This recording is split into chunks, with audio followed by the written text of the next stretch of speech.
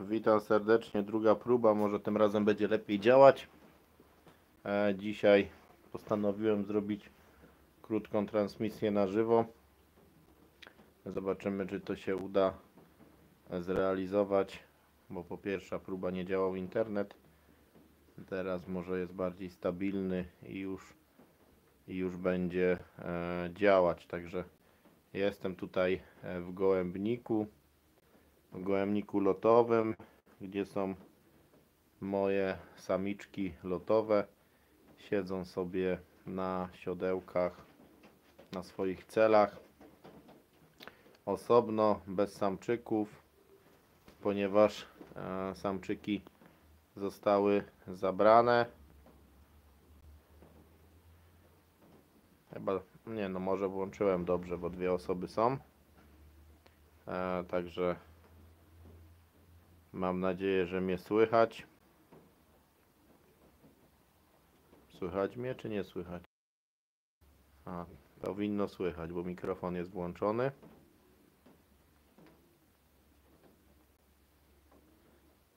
Więc dzisiaj postanowiłem, witam serdecznie widzów na moim kanale, na czacie na żywo.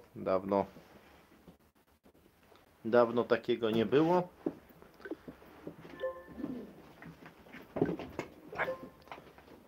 O, słychać. Także dziękuję tutaj za komentarz na czacie. Znaczy, że wszystko działa.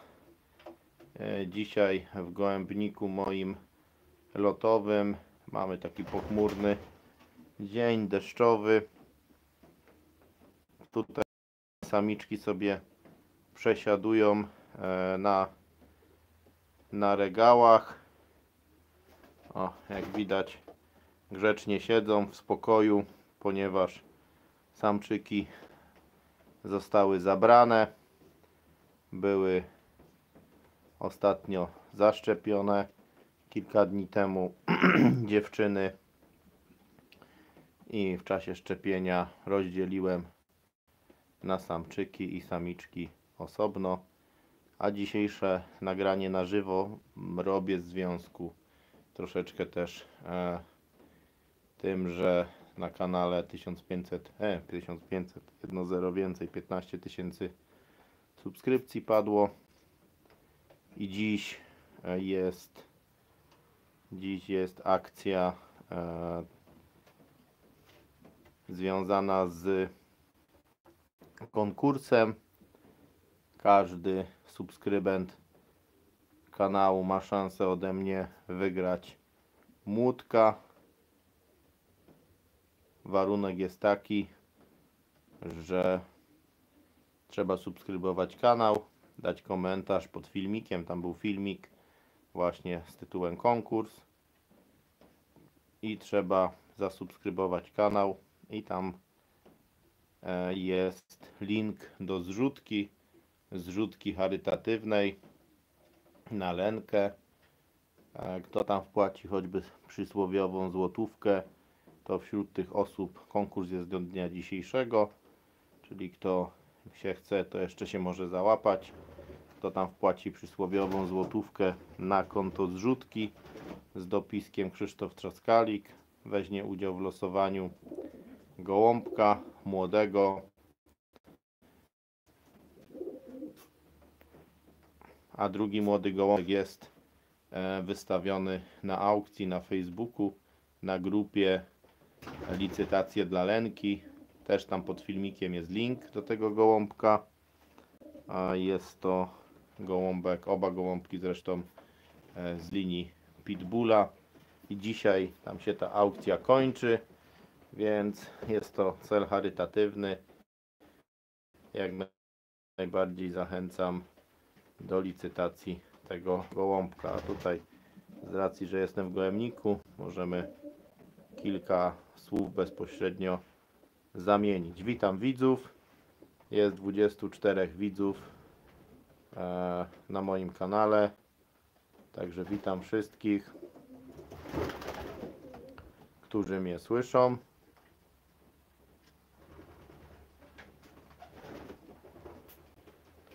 Może pora, niedziela po południu, nie najbardziej odpowiednia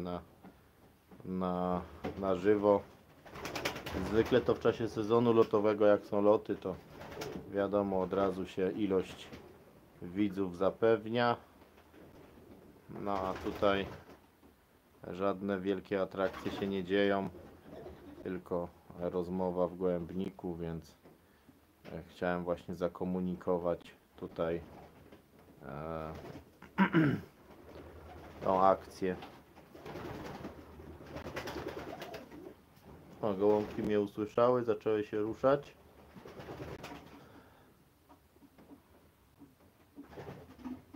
Kto tam ma jakieś pytania, może napisać na czacie.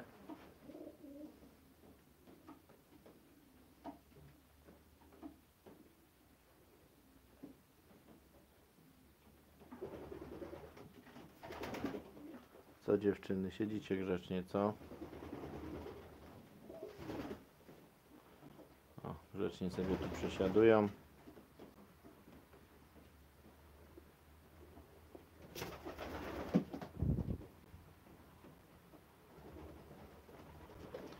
Widzę, nie ma za bardzo pytań.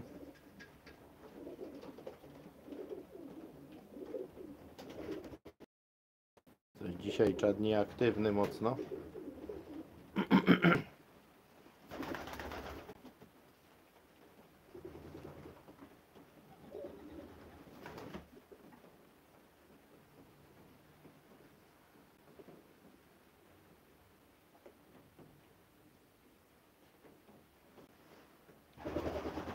Także kto tam ma okazję wspomóc tą aukcję charytatywną, to serdecznie zapraszam. O, przybywa osób, 34 osoby, nawet dość sporo. 34 osoby na żywo w tej chwili są. Może się ktoś wpisze na czacie, kto jest, kto mnie słyszy. Czy przerywa transmisję, czy ten internet działa.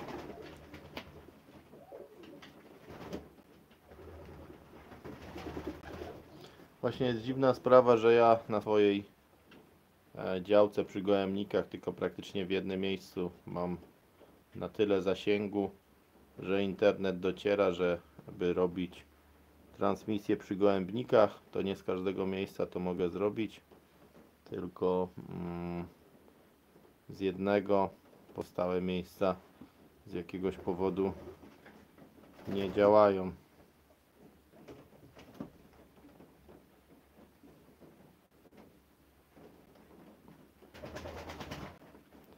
Dawid Krajewski jest i Mariusz. 2 wpisy na czacie.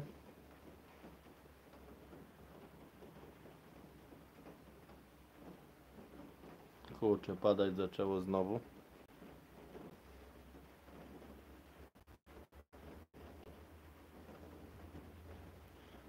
A, także tutaj po kolei siedzą samiczki.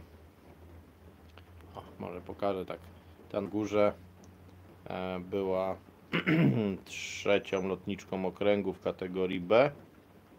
Była czwarta w kategorii H za 2 sezony lotowe w okręgu, czyli rezerwą na wystawę ogólnopolską, ale na tą wystawę nie poszła.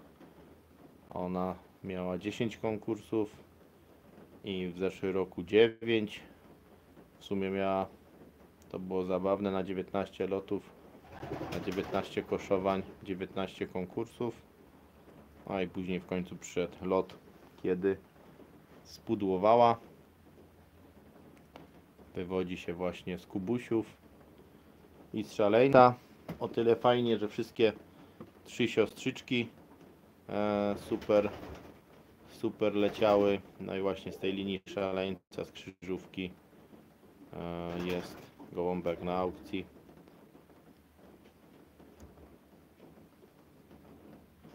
I tu sobie siedzą kolejne. Tu jest ciemna sztolka. Tu niżej też jest ciemna. O, jakieś komentarze. Kamil Bruze.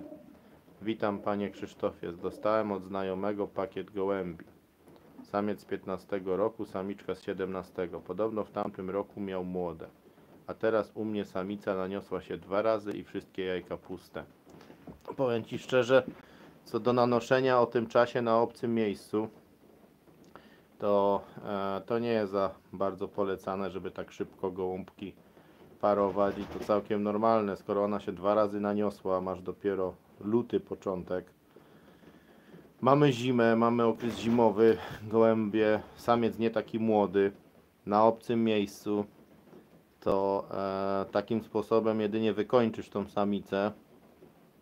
Było trzeba poczekać, jakby się zrobi ciepło, do marca czy do końca lutego i dopiero ich sparować, a nie eksploatować je od razu.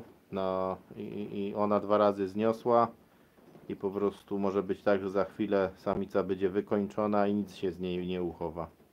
Szymon, dzień dobry panie Krzysztofie, dzień dobry Szymon, Paweł Kasprzycki, wszystko słychać. Także tutaj odpowiadam koledze Kamilowi Bruzę, że raczej bym nie pochwalał tego postępowania, które zrobiłeś, bo nie wiem, no trzeba jej dać odpocząć, wysiedzieć te jajka i sparować ją dopiero jak, bo ona za chwilę Ci zniesie może zapłodnione, a jajka bez skorupki, jak tak będzie niosła jajka za jajkami, to na pewno z tej samicy nic nie będzie, czystej pary, a samiec no swoje lata ma, 9-latek, na obcym miejscu, takie dziadki różnie już płodzą w nowym miejscu, podepta, nie podepta, jak się tam zajął, nie ma jeszcze takiego czasu ciepła fajnego wszystkiego i stary musi się, jak to się mówi, rozgrzać. Hodowla bez sukcesów. Będę pauzował na stare w tym sezonie. Czy taka pauza wpływie negatywne na przyszłe sezony? Hodowla bez sukcesów, no niestety muszę Ci powiedzieć i Cię zmartwię, że raczej tak. Gołąbki, które rok przerwy będą miały, niestety w pewnym sensie będziesz zaczynał od nowa. Najlepszymi Twoimi gołębiami będą potem roczniaki na lotach starych i praktycznie rok przerwy mocno utrudni tym gołębiom w przyszłości lotowanie i robienie wyniku. Że nie ma się co spodziewać pozytywów po czymś takim, raczej negatywy. Pytanie, czy będziesz lotował na młode. Będzie całkowita przerwa, to i za rok roczniaki będziesz miał niedoświadczone i stare po roku przerwy. Raczej następny sezon będzie takim na rozruch tych gołębi. Wiadomo, te starsze gołębie, jeśli masz stare gołębie, to nie warto ich trzymać, a są średniej wartości, albo potem nie warto ich lotować w przyszłości, bo taki lotnik 3-4-letni po roku przerwy no nie musi lecieć, a za 2 lata będzie 6-latek, może już być troszkę za stary, żeby w ogóle było sens go ruszać, więc czasami szkoda marnować dobre gołębie. W takim wypadku najlepiej po prostu bazować na młodych gołębiach. Andrzej Błachowicz, witam. Miał Pan taką sytuację, żeby roczna samica w ogóle nie zniosła jaj? Na szczęście nie miałem, a trochę tych gołębi mam, więc takiej sytuacji nie miałem. Ale ostatnio byłem u Aleksandra Topoła i on powiedział, że ma 2 samice, które nie noszą jajek, a robią po 10-11 konkursów i w życiu nie zniosły chyba jajek, bo to były nie... Właśnie nie wiem, czy już za roczną nie zniosły, chyba nigdy, bo nie mówił, że zniosły i przestały nieść. Więc wygląda na to, że on ma 2 takie w małej hodowli, które mu nie niosą. Ja nie wiem, czym to jest spowodowane. Ja szczęśliwie samice od młodego się noszą, i raczej dość długo się noszą, bo moja najstarsza samica w wieku 14 lat jeszcze zniosła jajka dobre, z których są młode. Ale nie wszystkie oczywiście takie są, bo są z 10, które były młodsze o rok i już, no tak jak z długowiecznością, jedna rok dłużej niesie, jedna 2 lata krócej, więc, ale roczne wszystkie niosą i i właściwie nie wiem, czy najmłodsza samica, czy mi się zdarzyło, żeby... Miałem informację, że jakaś imbretka u kogoś, miał ktoś problem z noszeniem jajek, jakieś samiczki, która została u mnie zakupiona z imbredu. No z tymi imbredami jest może problem, bo to zawsze jest, mogą być jakieś wady genetyczne, których nie widzimy i może akurat dotyczyć to znoszenia jajek, więc pytanie, czy to jest jakiś imbred, ale na moją ilość gołębi takie rzeczy się przez tyle lat nie zdarzyły, żeby młoda samica nie zniosła, chociaż w mniejszej hodowli, krócej prowadzone, u której byłem kilka dni temu, taką informację też dostałem przy okazji, że ta samica nie niesie jajek, no czyli chyba od młodego, od rocznej nie niesie, także jakaś wada i jeśli nie niesie, to nie zniesie, no chyba, że teraz jest roczna i jeszcze ci w tym roku nie zniosła, to bym aż tak nie panikował. Trzeba by ją rozdzielić, poczekać na ciepły czas i wtedy dopiero łączyć, a nie tak jakby powiedzieć w okresie zimowym, to się może zdarzyć. Szymon, mam pytanie, co to może być? Mam takie 4 samiczki, które mnożą po jednym, a mrużą po jednym oku z drugim. Jest wszystko ok. To jedno mają załzawione, lekko spuchnięte. Miałem tak przypadek około miesiąc temu, ale miała. Aha, że teraz nie ma. Wiesz co, to problemy, tak się dzieje, problemy z drogami oddechowymi na zasadzie coś ornitozy, jakichś przeciągów w gołębniku, że im nie pasuje, albo po prostu są chore i jest problemy, może być problem z ornitozą, problem łzawiących oczu. Pytanie teraz było takie, że jedne choroby znikają same, czyli to jakby nie jest ornitoza, bo ornitoza chyba sama nie zniknie, a problem z oczami jakby znika, także to chyba nie była ornitoza, bo z ornitozą tak jest, że jeśli się pojawi, to bez leczenia antybiotykami nie zniknie,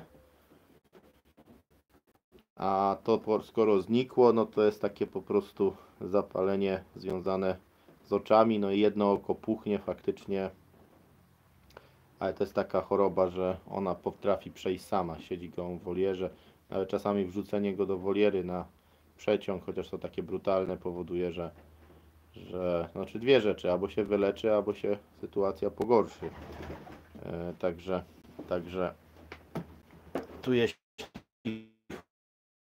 chodzi o te oczy, no to wiadomo, że jest to na zasadzie jeszcze jak 4. No i są takie gołębie, co są słabsze genetycznie i prędzej chorują. I to akurat jest normalne, że jedne są odporne i na nic nie chorują, a jedne coś łapie szybciej. Także Szymon, czy to minęło po leczeniu, czy to minęło samo po prostu? Miały, posiedziały i przeszło. Bo to jest zasadnicze pytanie. Podejrzewam, że wnioskuję, że to samo przeszło, niczym nie leczyłeś. Gdyby była ornitoza, to trzeba by całe stado przeleczyć. Na ornitozę to w ogóle długo się leczy. Żeby tak faktycznie to była ornitoza. U mnie pomaga szczepienie mykosalmowirem. Jak szczepię mykosalmowirem, to te problemy oczne nie występują. W latach, kiedy nie szczepiłem, występowały. Stąd mój wniosek, że nie wiem w jakim sensie, ale z praktycznego punktu widzenia u mnie mykosalmowir bardzo na te problemy pomaga. I jak szczepię tym gołębie, tylko z tego powodu, żeby właśnie w sezonie lotowym nie dostawały problemów na oczy. I jak szczepię, to ostatnie 2 lata, ten nie, ale poprzedni, była epidemia tych oczy u wielu osób w lotach gołębi młodych. Po prostu te gołębie wzajemnie się zarażały w kabinie i kolejno, no była epidemia praktycznie. W różnych oddziałach to było słychać, że straszne problemy były 2 lata temu z oczami mokrymi. W zeszłym roku zaś były duże problemy z adeno u starych, czy adeno, czy strawieniem, czy jakby to nazwać, u starych, urocznych. Także każdy sezon się rodzi swoimi prawami, które trzeba rozwiązać. A ja dlatego mykosalmowirem szczepię, żeby nie mieć tych problemów ocznych. Także dzisiaj się spotykamy w związku z tym, że jest prowadzony konkurs dla subskrybentów mojego kanału. Każdy, kto subskrybuje kanał i da komentarz pod filmem, tam aukcję dla Lenki, może wygrać gołąbka. Dziś jakby się trzeba zapisać. Żeby wspomóc Lenkę, wymyśliłem, że każdy, kto wpłaci przysłowiową złotówkę na zrzutkę, jest tam link, to weźmie udział w konkursie i wśród osób, które wpłacą na zrzutkę i są subskrybentami kanału, wpłacą na zrzutkę z dopiskiem Trzaskali Krzysztof, będą brać udział w losowaniu. W jakiej formie? Myślę, że to tam o koordynator, bo on ma wszystkie dane zrzutki. Będę chciał, żeby zrobił to losowanie. A drugi gołąbek jest wystawiony na aukcji na forum czy grupie facebookowej Licytacje dla Lenki. To jest tam 4-letnia dziewczynka. Zostałem poproszony, czy by mnie wspomógł, więc pomogłem, wystawiając właśnie gołąbka. I dziś się ta aukcja kończy, więc jeśli chce ktoś nabyć fajnego gołąbka, a jednocześnie wspomóc cel charytatywny, może tam zalicytować. Jest filmik na moim kanale i tam są linki w opisie do zrzutki oraz do licytacji gołąbka. Także na kanale 1500 subskrypcji wystąpiło i dlatego dzisiaj postanowiłem zrobić tego krótkiego live'a. Widzę, że teraz wszystko chyba już działa, bo początek był taki, że nie chciało mi się to uruchomić, ale chyba wszystko już działa, internet jest stabilny, komentarze piszecie, więc jest ponad 40 osób, więc widocznie wszystko jest widoczne. Także siedzę sobie tu w gołębniku, live jest z mojego gołębnika, ponieważ to jest jedyne miejsce na mojej posesji, gdzie w jakiś sensowny sposób działa internet, nawet internet komórkowy, żeby takiego live'a przeprowadzić. Kto ma jeszcze jakieś pytania? Mam nadzieję, że na te pytania, czy te osoby, które zadały, im odpowiadałem, są w jakiś sposób usatysfakcjonowane moją odpowiedzią, czy jeszcze chcą o coś zapytać.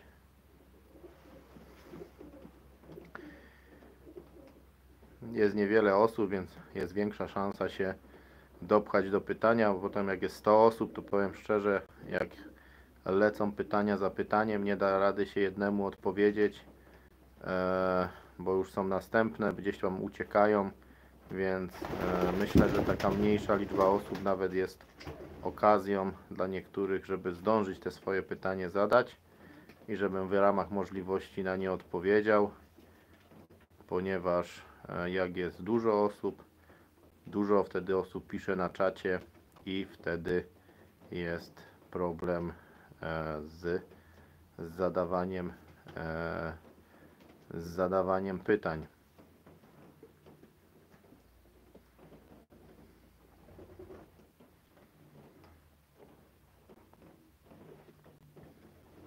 Najczęściej to robiłem transmisję lotów na żywo, ale z tymi lotami był taki problem, że ja pochłonięty emocjami odbijania gołębi, to nie mam czasu wtedy tego komentować.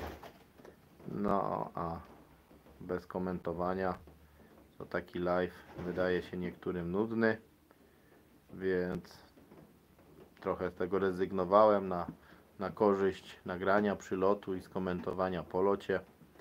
Jest to jakby wygodniejsza forma, ale czasami ktoś na żywo chce porozmawiać. Także dzisiejszy live, mówię, odpalę w związku właśnie z kończeniem się aukcji charytatywnej dla Lenki i konkursem z okazji 1500 subskrypcji. Pytanie z ciekawości, ile osób, które tutaj są na live, subskrybuje mój kanał, a ile wchodzi bez subskrypcji, bo powiem tak, około 70% wyświetleń jest osób, które subskrypcji właśnie nie posiadają, a 30% od osób, które subskrypcje posiadają, więc większość osób, która ogląda moje filmy, jakieś relacje, to tak naprawdę tej subskrypcji nie posiada. Nie wiem, czy sobie każdy film wtedy wyszukują, czy od czasu do czasu, czy im się wyświetla, jak to tam wygląda, ale właśnie większość osób nie ma włączonej tej subskrypcji. Pewnie też na różnych urządzeniach będą oglądane, gdzie może nie na każdym ta subskrypcja jest włączona, może stąd też te statystyki takie, ale tak to wygląda właśnie ze statystykami. Ten rok zaczął się dla mnie, jeśli chodzi o kanał YouTube, mocno obficie. Powiem tylko, w miesiącu styczniu prawie 500 000 wyświetleń było. Bardzo duża ilość. No dlatego na koniec postanowiłem zrobić ten konkursik dla subskrybentów i wspomóc aukcję charytatywną, licytację dla Lenki, gdzie właśnie w opisie filmu jest link do zrzutki i link do tej licytacji. No widzę, że chyba temat osób, które są, jakieś pytania się jakby wyczerpał.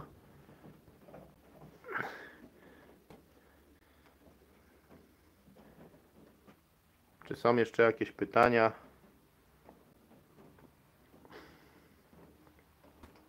Przejdę się po gołębniku, może mi nie zerwie transmisji.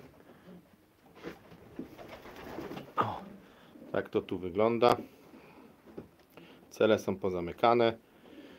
Gołąbki planuję parować końcem lutego, początkiem marca. Wszystko zależy od pogody. W zależności od warunków pogodowych będą one parowane. W sensie dobrania partnerów to one już są sparowane.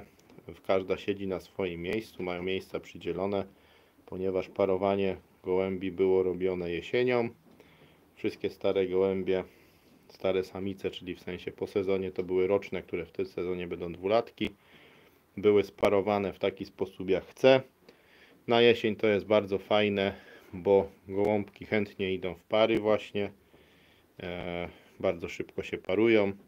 Wtedy w celach poprzymykane samiczki, samczyk na zewnątrz. Pogrucha z 2 dni otwieram i elegancko się to wszystko paruje. Przepuszczam na zmianę i jesienią super przeparowanie. Także one już siedzą na swoich miejscach, tam gdzie mają. Do nich przyjdą partnerzy, którzy siedzą w wolierze. O tyle śmiesznie, że u mnie właśnie na gołębniku siedzą samiczki. Samczyki są w wolierze, ponieważ jakby główna siła napędowa drużyny to samice. To tak postanowiłem, żeby właśnie te samice tutaj sobie siedziały. Kilka młodych samic, które tu poszły, rocznych, one pójdą do samcy bez samic, czyli do wolnych. Samcy akurat porocznych za wiele nie wypuszczam młodych, więc mi specjalnie nie zależy, żeby je parować, tylko te stare, ponieważ po tych starych jajka będą zabrane, znaczy młode, jak już się wyklują, porozkładane po jednej sztuce pod te właśnie z tych najlepszych, z tych co po 8-9 konkursów porobiły, to z nich młode zostaną zostawione. Choćby ta ciemna zrobiła 8, tamta ma 19 za 2 lata konkursów. Tu jest taka policjantka, która też miała 9 w tym roku, córki szaleńca, co miały super siadały, ruda jedna, siwka ma niżej cele. Więc po takich samiczkach myślę, wydaje, że warto będzie zostawić młode.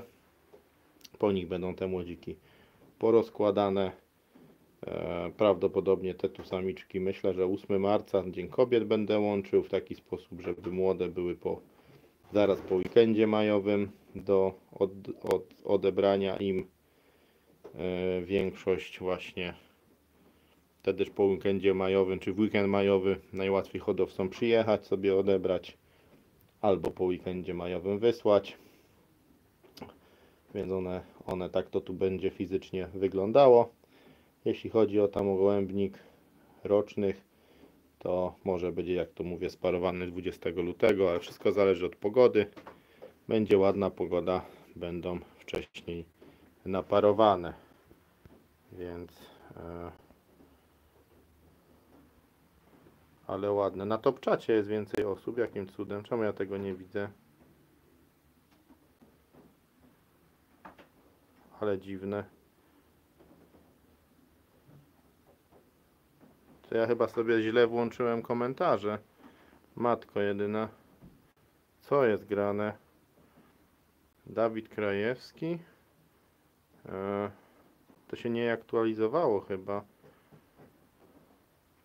Aha. Sorry, ale wyście pisali na czacie, ja tego nie widziałem, bo mi się to nie zaktualizowało. Ja myślałem, że nikt nic nie pisze. A o spuchniętym oku odpowiedziałem. To wtedy jedna samiczka, oddzieliłem ją i po 5 dniach jej przeszło. Tak jak powiedziałem, przeszło samo bez lekarstw, więc ornitoza to nie ma, tylko po prostu takie jakieś bakteryjne czy coś tam występuje łagodniejszego. Asir super. Podejmiesz wyzwanie Manfreda. Ja nie mam pojęcia, jakie wyzwanie dał Manfred. Coś, jakby ktoś mi mógł powiedzieć, nie wiem, o co chodzi w ogóle. Na jakie wyzwanie Manfreda? Nic nie wiem, naprawdę. To był pakiet młodych zakupionych na Pigebooku, teraz jest 2-letnia. Aha, kupiłeś pakiet młodych, tam są sprzedawane pakiety i z tego pakietu, a tak się zdarza. Andrzej Błachowicz. Wybacz, że nie odpowiadałem, po prostu mi się nie aktualizował czat, ale wtopa z obsługą sprzętu. Hodowla gołębi Jankowski I&D PZHBP 0993. Robi pan kurację na żółtego antybiotykiem czy naturalnie? Już po kuracji czy dopiero przed? Dobrze, więc odpowiem tu koledze Jankowski. Na kurację na żółtego guzka nie robię. Nie robię i nigdy mi się jeszcze nie zdarzyło, żeby... Nie robię antybiotykiem. Nigdy mi się jeszcze nie zdarzyło, żeby młode z pierwszego wylęgu wiosennego źle się chowały, miały żółty guzek. Jeśli nie znoszę tutaj nowych gołębi, które mogłyby mi gołębie zarazić i są zdrowe, to nie robię, więc jakby nie ma takiej potrzeby. Robię to środkami naturalnymi, choćby robiony przeze mnie propolis bije rzęsistki, więc podaję propolis czy herbatki ziołowe, które to biją. Jeśli gołębie nie mają tego rzęsistka dużo, one go w jakiś naturalny sposób likwidują, to nie ma potrzeby podawania antybiotyku, więc tak jakby tu mówię, w sposób naturalny robię te kuracje i czy po kuracji. No nie jest po kuracji, bo jej nie robię i też nie jest przed, bo jej nie robię, więc żadnej kuracji nie robię. No i tyle chyba w temacie. Myślę, że wyczerpująco odpowiedziałem. Dami, szczepi pan na drogi oddechowe? Nie ma szczepionki na drogi oddechowe. Znaczy szczepię, co też już wcześniej mówiłem, mykosalmowirem. To jest szczepionka dla mnie na drogi oddechowe, na łzawki. Jak nią szczepię, to nie ma problemu z harczeniem, z załzawionymi oczami, chociaż nie wiem czemu to działa, bo generalnie to raczej nie jest na to. Ale u mnie się to jakoś przekłada, że jak szczepię na może zwykły przypadek, który trwa już kilka lat, jak szczepię mykosalmowirem, to gołębie nie chorują właśnie na te spuchnięte oko. Więc lubię tą szczepionkę i nią szczepię i tak samo stare gołębie były szczepione już oczywiście tą szczepionką na drogi oddechowe. Młode co roku też szczepię mykosalmowirem na drogi oddechowe, jednocześnie na salmonellę i paramiksewirozę. Także nie jest to taka stricte szczepionka pod drogi oddechowe, kiedy te wszystkie pseudoszczepionki pod drogi oddechowe to tak naprawdę są antybiotyki i to nie jest szczepienie, tylko podanie antybiotyku w formie iniekcji zamiast podawania go w formie do picia czy na karmę jak proszki. Iniekcja może wymaga mniej ilościowo podania, znaczy mniej ilościowo, mniejszej częstotliwości, szybciej się wchłania, bo to co wstrzyknięte jakby może szybciej wchłonione, ale jakby jako szczepionki to mogę powiedzieć, że nie stosuję. No. Nie stosuję, Nie wiem jak zaliczyć tym mykosalmowir, ale to raczej pewnie nie o to pytałeś, nie o to Ci chodziło. Panie Krzysztofie, kiedy zacząć szczepienia młodych pisklaków?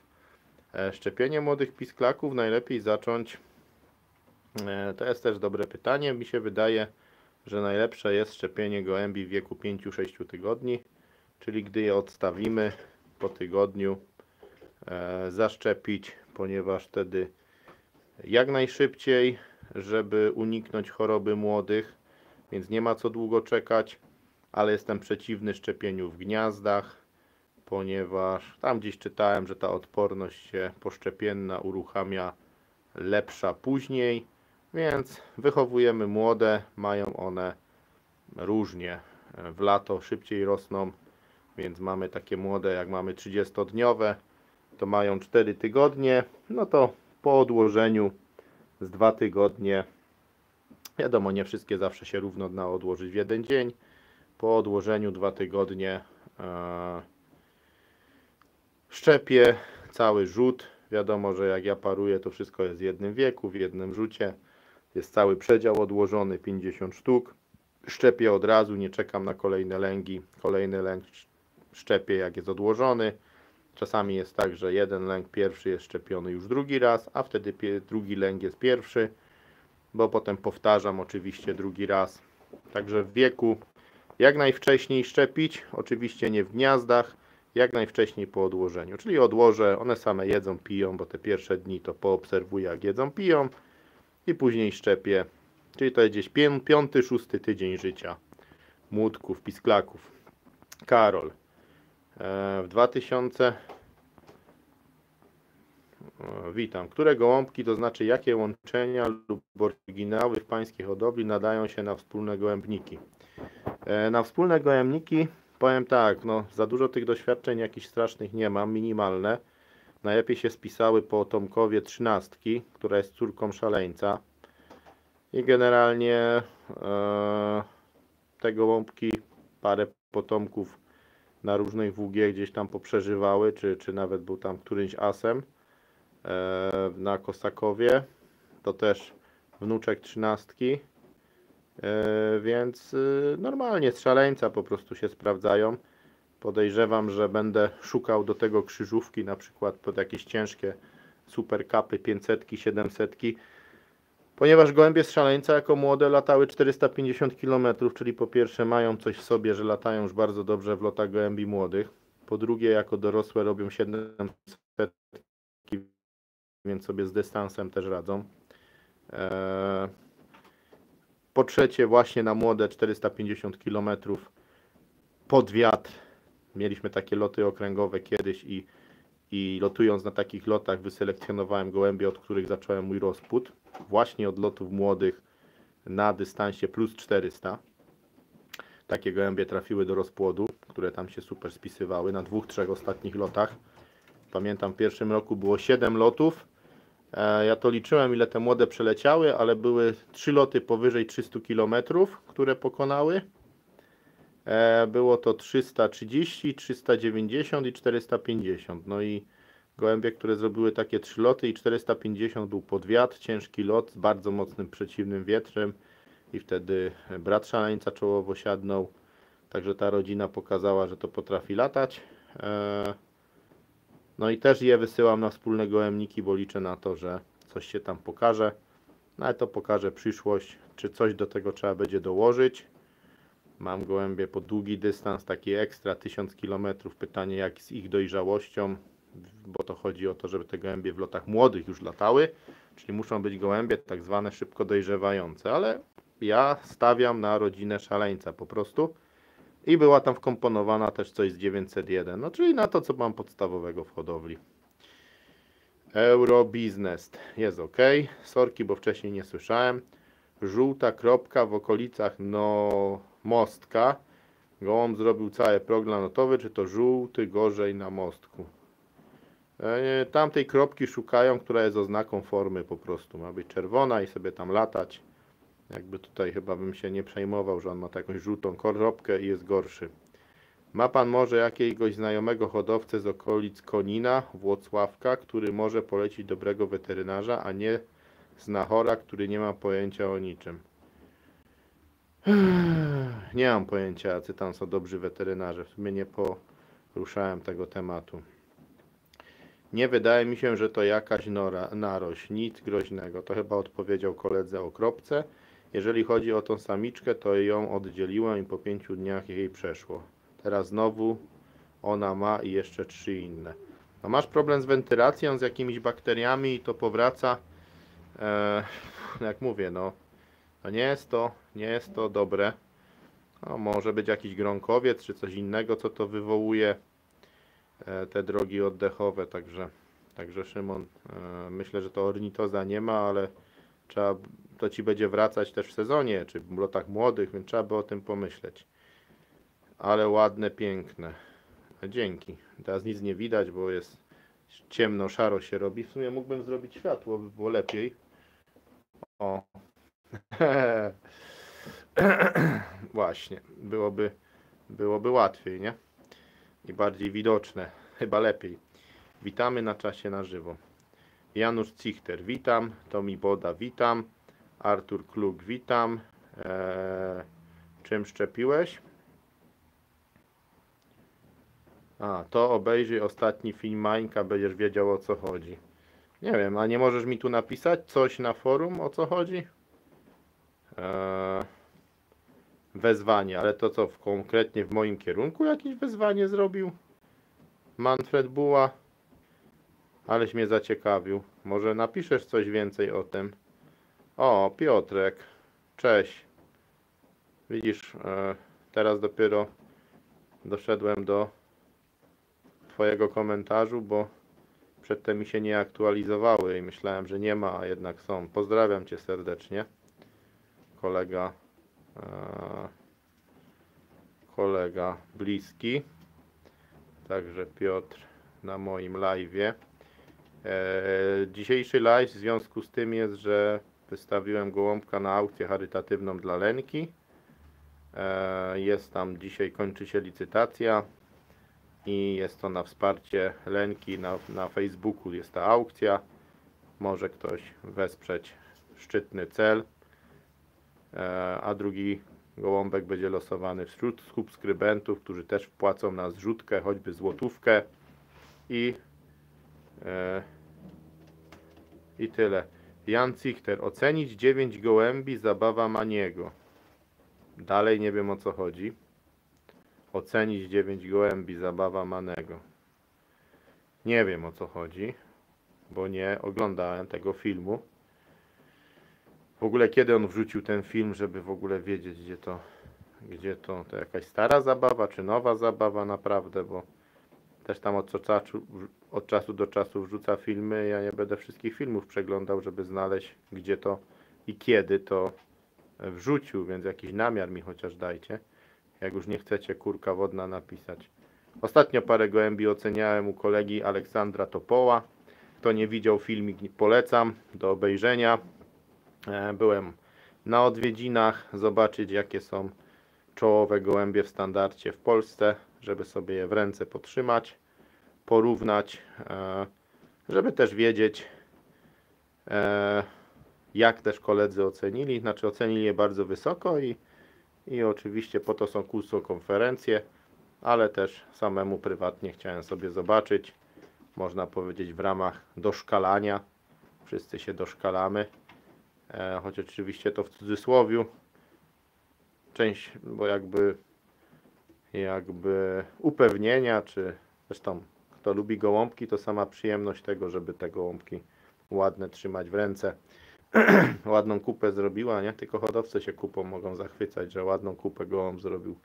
Po prostu jesteśmy chyba zboczeni. Cieszyć się z ładnej kupy, jak ktoś to czasami usłyszy.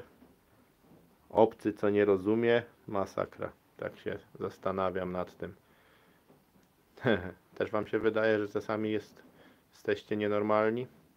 Ja tu nie chcę nikogo oczywiście obrazić. Ile najwięcej były w parze ze sobą gołąbki, bo mówią, że do 2 lat i zmiana partnera. Mariusz, u mnie 8 albo 9 lat. Nie, 10 lat. Dłużej. Od 2,10, czyli 2,11 rocznik do... No z 10 lat były razem.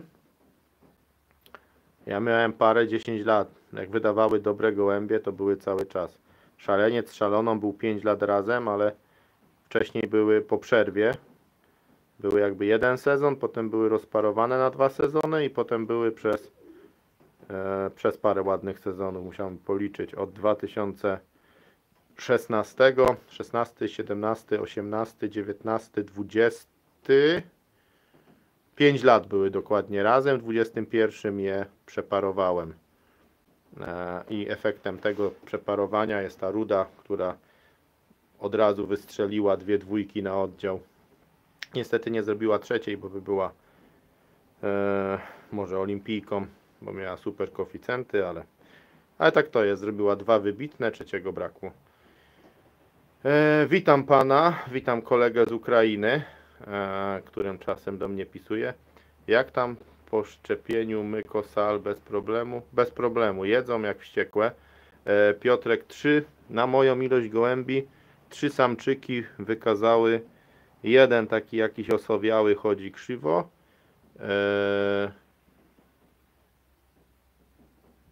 Chodzi krzywo. I 2 troszkę. Troszkę. A reszta wszystko ok. Ja wiesz, że parę gołębi szczepiłem. Jezu, coś dużo pisać. No to dużo poczytam. Coś. Ty dużo napiszesz, a ja dużo przeczytam. Nikt, witam. Piotr, Maniek robi taką akcję. Wystawi 9 gołębi, bardzo dobre. Dobre i liche. Wizualnie ocenić. Ja pierdzielę, chcecie wizualnie, to tak jak ze zdjęcia ludzie chcą, żeby im ocenić, czy gołębia mają dobrego. Wizualnie ocenić was, youtuberów, ale bez stanika M. Jakiego stanika M? Na aukcji u Błaszczykowskiego, co i Maniek pomaga. Momento uno. Wizualnie ocenić was, youtuberów. Maniek robi taką akcję. Manie, ja też mogę zrobić akcję, tak jak tu siedzą samiczki, o. I raz, 2, 3, 4, 5, 6, 7, 8, 9, 10, 11, 12 i powiedzcie mi, która z nich była najlepsza. A kto jest od początku live'u, to wie, bo mówiłem, która była super lotniczką. Więc akcja ocenianie gołębia ze zdjęcia to jeszcze lepsza akcja niż ocenianie gołębia w ręce znawców, którzy przychodzą do hodowli i mówią: o, ten jest dobry, ten jest zły. O, trochę przerwało. Jakiś sens to ma. Nie wiem, w którym momencie przerwało, czy było słychać wszystko, co mówię, ale dobra, nikt, witam. Piotr, bardzo ci dziękuję, że cokolwiek napisałeś. Na aukcji u Błaszczykowskiego, a tego Błaszczykowskiego, co i Manek pomaga. Was, youtuberów, ale bez stanika M. Nie wiem, kto to jest stanik. Mój kolega z Ukrainy coś napisał, ja nie umiem po ukraińsku, kurde, pisz po polsku. Nikt wskazać 3 dobre, 3 najlepsze, bo jego kolega potrafi. O matko święta.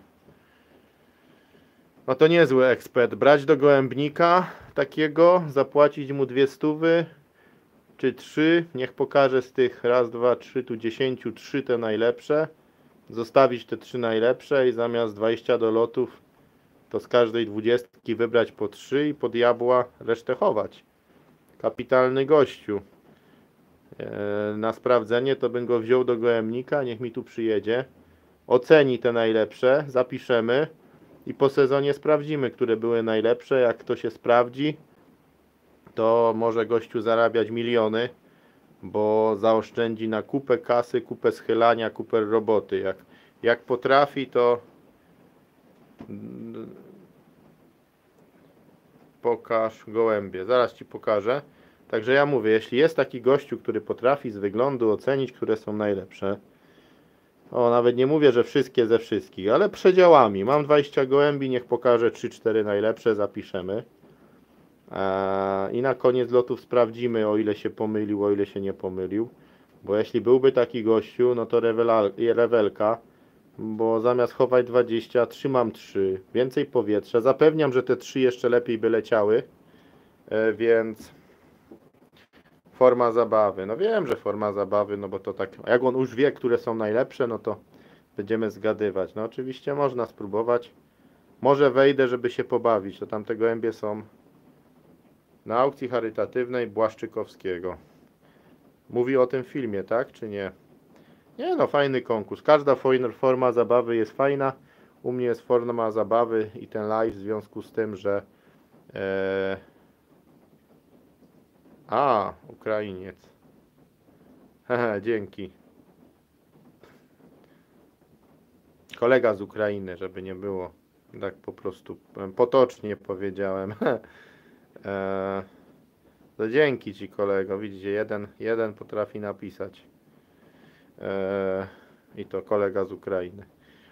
Więc w formie zabawy właśnie też jest losowanie mojego gołąbka wśród osób, które wpłacą na zrzutkę Lenki, takiej dziewczynki charytatywnie, która tam zbiera na protezy i inne rzeczy. Dlatego live'a zrobiłem. Właściwie z tego powodu zrobiłem tą aukcję. Bo przy okazji, że tak jakby symbolem jest te 15 000 subskrypcji, a drugi gołąbek jest tam na licytacji, można go bezpośrednio wylicytować. Kto da więcej, ten go wygrywa. I to jest na tym grupie na Facebooku, licytacje dla Lenki. Tam gdzieś ten gołąbek jest, więc zapraszam wszystkich, kto byłby zainteresowanym wsparciem jakiejś aukcji. Jak nie chce gołąbka, może wpłacić na zrzutkę i tam wspomóc aukcję charytatywną. Więc tak to wygląda.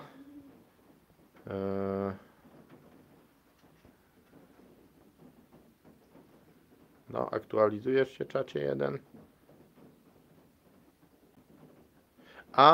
Nasz Stanisław M., co nagrywa filmi. Ubercika nie znałem, olimpijczyka i za pierwszym razem go wskazałem. A byłeś Ubercika na odwiedzinach?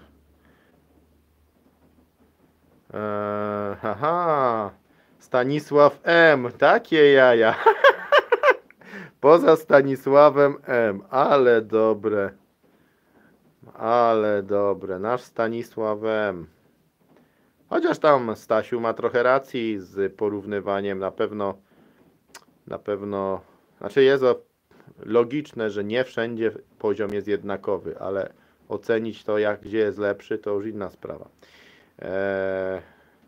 Co pan sądzi o gołąbkach linii BAK 17?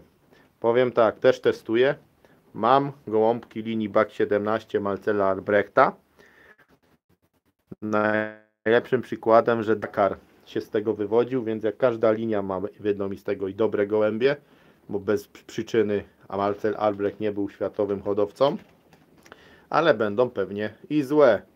Wszystko zależy od nie tylko instrumentu, ale także i od grajka. Miałem pokazać gołębie. Tu jest biała. Zrobisz ty? O, złapiesz sobie.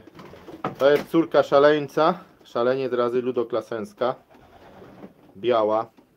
Ciekawe, czy da białe młode, ale wygląda prześlicznie w tym kolorze. A jest trochę szaro, ciemno, jakby to młoda nadzieja, młodziaczka. Tu jest samiczka potężna, drapa z Hugo. Na siodełka widać kupy świeżutkie. Co tu jeszcze mógłbym pokazać z ciekawych? Ciekawe to są te kolorowe chyba, nie? Tu jest pstra. Czy później samice są dalej w tym przedziale, czy samce? Tutaj samice potem przebywają w tym przedziale. Tu mają, z racji tego, że na początku był ta ściana tylna, ale oczywiście jak to wśród hodowców bywa, potem miejsca brakuje i się dostawia. Dlatego powstały tutaj boku jeszcze dodatkowe pary siodełek. W związku z tym tu jest teraz raz, 2, 3, 4, 5, 6, 24 i 36 na 60 samiczek miejsce. żeby się po prostu zmieściły, bo cele oczywiście też są dostawione. W oryginale były tylko te z tyłu cele. Z tyłu cele tylko były, a te z boku oczywiście zostały dostawione w późniejszych latach, więc jak było 40 cel, no to tam zresztą było śmiesznie 40 cel, a 36 miejsc dla samic. Jeszcze jak dostawiłem te po bokach, no to brakło miejsc dla samic, a obecnie jest tak, że w ogóle to jest samic więcej. O, tu jest córka Van Luna, jedna z kilku, bardzo dobra samica, tam ruda, siostra 7. lotniczki Polski. Jej roczna siostra zrobiła 9 jako roczniaczka. Tu jest córka szaleńca, jedna z kilku. Dobra, czytamy dalej. Nie, że nie ma racji, lecz Maniego nie wziął do przygotowania na maraton. Tak wyszło z filmu. Chyba Many trochę się pogniewał. Aha, bo słabo przygotował i mu to nie poleciało. No widzisz, mi mógłby sprzedać Many, jak na maraton przygotować. Jak mi sprzeda patent na maraton, to matko jedyna, niebo się rozstąp. A kiedy odbędzie się losowanie gołąbka? Wiesz co, można się zapisywać do dzisiaj, do wieczora. Ja będę chciał, żeby to zrobił ten gościu, co tam nadzoruje te aukcje, ponieważ on ma wszystkie dane kto tam wpłacił listę chyba, podgląd do tego. Ja tego za bardzo nie mam. On będzie miał całą listę tych osób. Także trzeba subskrybować kanał. Ja mu podam, kto subskrybuje. Najlepiej by było dać komentarz pod tym filmem. Było łatwiej wyłuskać te osoby, które są na liście i które subskrybują, żeby wśród nich właśnie wylosować zwycięzcę. No i młódki są już fajne. Nadają się do wysyłki. Pitbulle, ekstra gołąbki, waleczne, biją się jak wściekłe. Także no tyle chyba w temacie. Dopiero będziemy ogarniać losowanie. O, ile osób było, coś chyba się nie spodobało z niewiadomego pochodzenia. Pokazałem gołąbki, jedni uciekli. Jak z parowaniem samic w czasie lotów? Powiem Ci, nie ma wielkiego problemu. Jak chodzą na loty, to jak jedna czy dwie się sparują, zwykle jak ma jajka, to loty ją wykończą, więc już partnerki nie ma, jest spokój. Zwykle te zginą, a jeśli są tak dobre, że sobie dają radę, to siedzą sobie gdzieś w rogu. No to pogramy. Hej, aha, to jest inna osoba. No to pogramy. Witam Ci serdecznie, no to pogramy. Więc raczej nie ma z tym problemu. Jak idą co tydzień, jak w dupę dostaną, to parowanie im samo przechodzi. Więc po latach już tak jest, na początku więcej się parowało. Takie się lotuje samicami, to geny same robią, że po prostu te, co się parują, się eliminują z lotów i tyle. No, tam jest córeczka 901. Jest jeszcze parę samic niby na super długi dystans zostawione. Nie wiem po co, bo u nas 1000 nie będzie w planie lotów. Tak właściwie trzyma się te długodystansowe gołębie. W efekcie tylko robią sztuki, bo fizycznie do lotowania i do wyników się nie przydają, bo gramy z 50, więc w ogóle nie potrzeba ta nadwyżka. Tylko kupę roboty. Taka głupota nasza, tak szczerze powiedziawszy. Najśmieszniejsze jest to z tymi maratonami. Co w ogóle sądzicie, że ustala się loty w grudniu i na następny rok od razu trzeba mieć gołębie na 1000 km? No albo ustala się loty w grudniu i się okazuje, że takich gołębi nie musisz mieć. Więc jest to taka ciekawa sprawa, że to nie są w sklepie, nie kupimy 3-latka na loty, ani nie kupimy piłkarza do drużyny, bo takiego potrzebujemy. Chyba trudniej właśnie sobie gołąbka 3-letniego wyhodować na maraton i przewidzieć, że w 2028 roku będziemy lecieć Brukselę do Mistrzostwa Okręgu 1000 km i przydałoby się mieć gołębie, które potrafią latać 1000 km. I wiedz, że już w tym roku trzeba je hodować, kiedy akurat na przykład zrezygnowano z tych lotów. Więc to jest bardzo fajna sprawa. odnośnie trzymania gołębi na długi dystans. Ci, co mają na krótki, to cały czas się lecą i mogą się z nas śmiać, bo masz 20 gołębi więcej, które oczywiście na sprincie nic nie zrobią, a na długim dystansie też nic nie zrobią, bo nie ma tych lotów. A nie ma tych lotów, nie zrobisz selekcji. A jest jeden lot, to na koniec tak jeszcze z niego nie pobijesz, albo wyjdzie z wiatrem i dalej się z ciebie mogą śmiać. Także trzymanie na gołębi na długi dystans trzeba być niesamowitym fascynatem, żeby w ogóle te gołębie trzymać. Jest dużo złych przepisów. O kurde, nie rozumiem. Jak parowaniem samic w czasie lotów? Jest dużo złych przepisów. Nikt troszkę coś nie rozumiem. Mariusz, witam. Co pan myśli na temat lotów przez wodę? Czyli my lotujemy ze Szkocji do Irlandii, czyli z kierunku północno-wschodniego na zachód. Gołębie, które lecą super na lądzie przez wodę, jest masakra.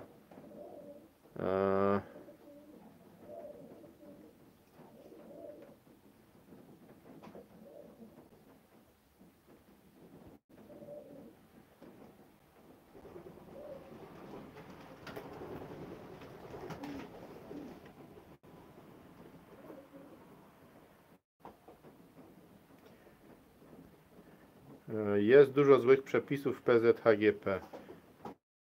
No możliwe, że jest dużo złych. Aha, bo to właśnie o tym maratonie mówiłeś. Skomentowałeś. No, nie wiem, czy jest na to jakieś rozwiązanie sensowne, a na pewno jest to dziwne. Witam. Co pan myśli na temat lotów przez wodę? Czyli my lotujemy ze Szkocji do Irlandii, czyli z kierunku północno-wschodniego na zachód. Gołębie, które lecą super na lądzie, przez wodę jest masakra. No w pewien sposób gołębie muszą się do tego miejsca zaaklimatyzować. To tak jak kolega, którego byłem, Topały, mówił, że miał gołębie z Niemiec. Ładne i tylko po paru latach z dużej ilości gołębi, którą miał, się okazuje, nie zaczynał od 2 gołębi, tylko od wielkiej masy gołębi. To na podstawie lotów i selekcji część gołębi przeżyła i z nich dalej hodował. I z tej garstki, co przeżyła, wyhodował resztę i leci.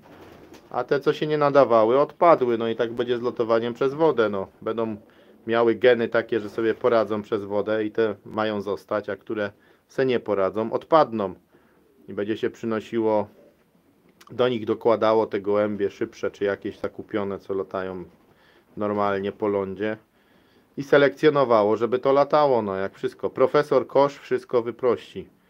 Na pewno jest, część gołębi podobno się boi iść przez wodę, chociaż my też lecimy kawałek przez wodę ze Świnoujścia, kiedyś tam z Londynu lecieli przez wodę.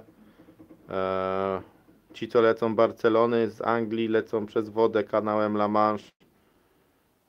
Na pewno jest to jedno z kilku utrudnień i na pewno gołąb musi mieć psychikę, żeby nad tą wodą lecieć, prawda? A wspólne gołębniki też lecą nad wodą, Tajlandię, nie Tajlandię, czy gdzieś tam. Więc też pewnie odpowiednie geny. Jak wszystko profesor Kosz pewnie załatwi. A z czym będzie pan łączył te baki?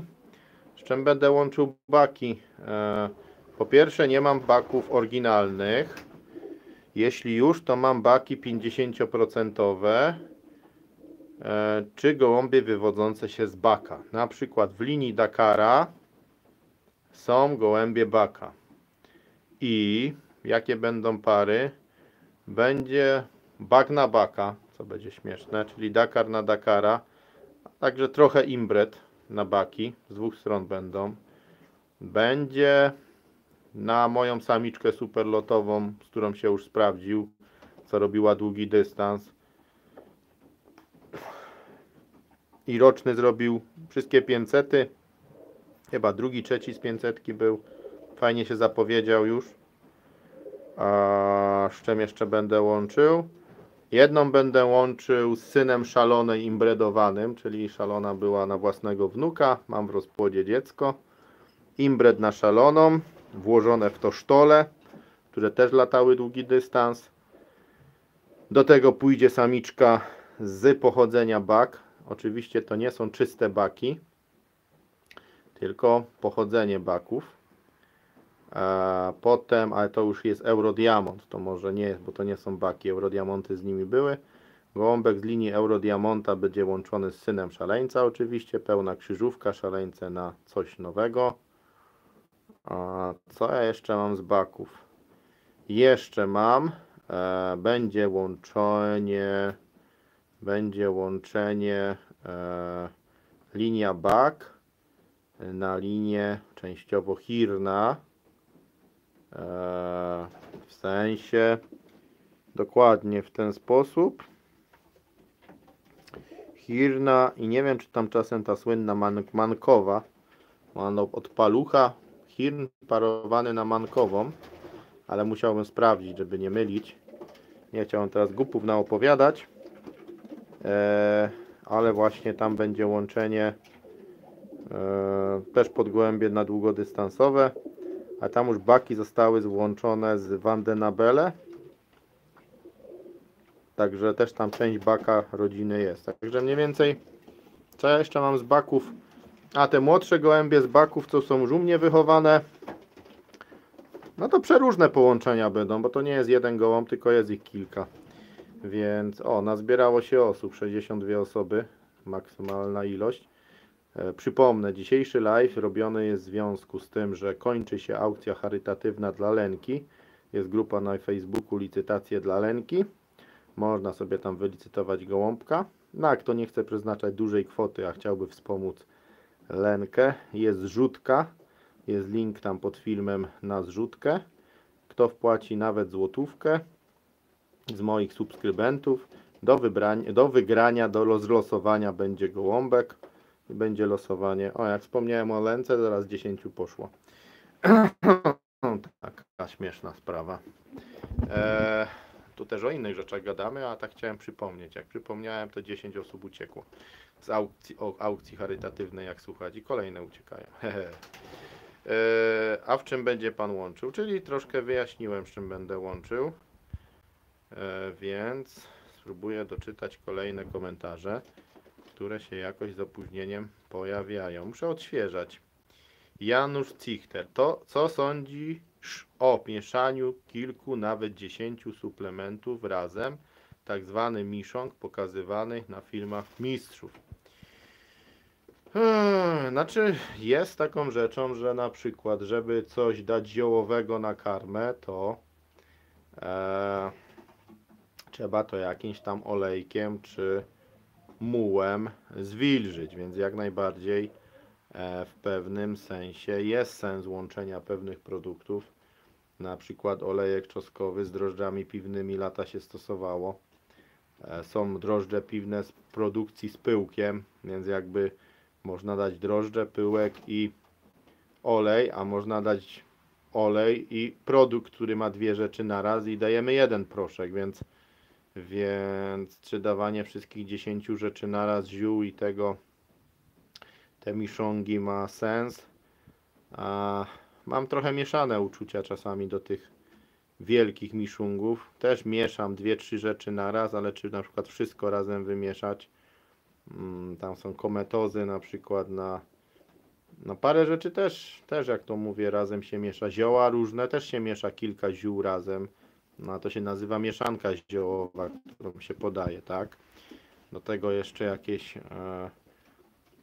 białko, jak się daje na przykład, nie wiem, jak daje kolostrum, które ma 50% białka, a oprócz tego dobre bakterie, jakby ktoś zmieszał, powiedzmy, preparat, nie wiem, Proimmuno, dołożył do tego białko, no to może miał coś podobnego, tylko że kolostrum jest inne białko, bo jest siary, a tam by miał, nie wiem, ze sklepu.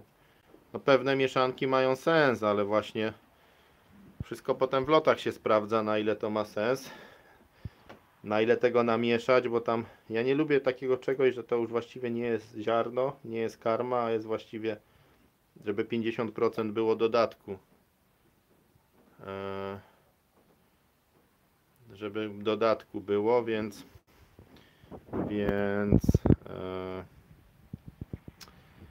trudno mi to tak jednoznacznie odpowiedzieć na to pytanie. Pewnie kilka rzeczy naraz można pomieszać i sam to robię. A czy wszystko mieszanie razem, co się miesza, ma sens? Tego Ci nie powiem, bo nie będę odpowiadał za każdego mistrza, bo też nie wszystkie te miszungi widziałem. Być może wszystkich nie widziałem. Jak są mistrzami, no to jakiś sens w tym ma, nie? Mam pytanie. Złapał jastrząb i samicę, bardzo fajną, rozpłodową. Jest dużo dzieci po niej. Jak sparzyć dzieci, wnuki, żeby otworzyć ją w genach? Da się coś takiego? To czy parują na pokrewieństwo? Parowanie na pokrewieństwo na linię ogólnie, nie? Warto w tą rodzinę postawić, chwalić. Czyli parowanie na linię w pokrewieństwie. Które gołębie Pana zdaniem są wartościowsze? Te, które wygrywają przy prędkościach 1700 czy 1100-1200? Wygrywanie w jakikolwiek sposób cieszy. Czy wygrasz ten lot przy 1700 czy przy 1100? To i są wartościowe te i te. No tu bardziej chodzi o to, że jak są na przykład wspólne gołębniki i jeden wspólny gołębnik ma wszystkie loty ciężkie i to potrzebne tam są gołębie 1100-1200. A są wspólne gołębniki, że wszystko leci z wiatrem i musisz mieć szybkie, bo inaczej nic z nimi nie wygrasz. No to lepsze są te, jak pod nie są odpowiednie warunki pogodowe. Oczywiście bardziej ceni się te gołębie, co wygrywają wiatrowe loty. Mogą nam wypaczać rywalizację, że po prostu... Ale loty pod wiatr wcale też nie powiem, że nigdy nie wypaczają, no bo wiadomo, że jest pod wiatr i one też nawiewają na kogoś bardziej gołębie, jeszcze jak ktoś jest zmęczenie, więc umówmy się, lotów sprawiedliwych nie ma, nie? Trzeba mieć dobre gołębie, żeby mieć szansę zaistnieć wtedy, kiedy warunki pogodowe Ci sprzyjają, bo kto nie ma gołębi, nigdy nie istnieje, a kto ma dobre gołębie, to przynajmniej bije od czasu do czasu. Więc dobry. Konrad, witam Ciebie.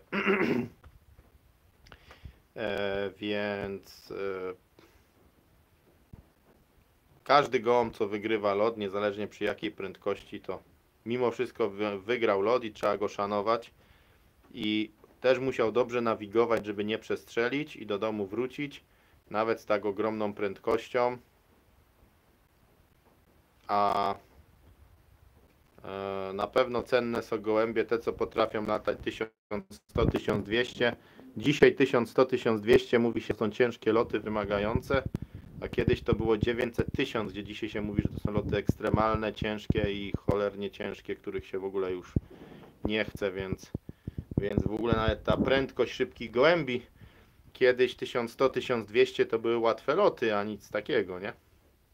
Bo 1100 to jest normalna prędkość, normalny dobry gołąb to siada, 1700, wiesz, to też jeszcze ujdzie, 1500, 1600 to też, no takie huragany 1800, 1900, 2000, no to umówmy się, to jest huragan, gdzie to większego sensu nie ma. No 1700 to taki skrajny przykład podałeś, że już troszeczkę za duża prędkość, ale 1500, 1600, jeśli gołąb potrafi w dobrych warunkach wygrać i wykorzystać wiatr i pędzić, no to czemu go dyskryminować, tak? Także te ekstremalne prędkości, no to jest takie wypaczenie, bo dwa siedną, reszta przestrzeli, przewiane, rozwiane.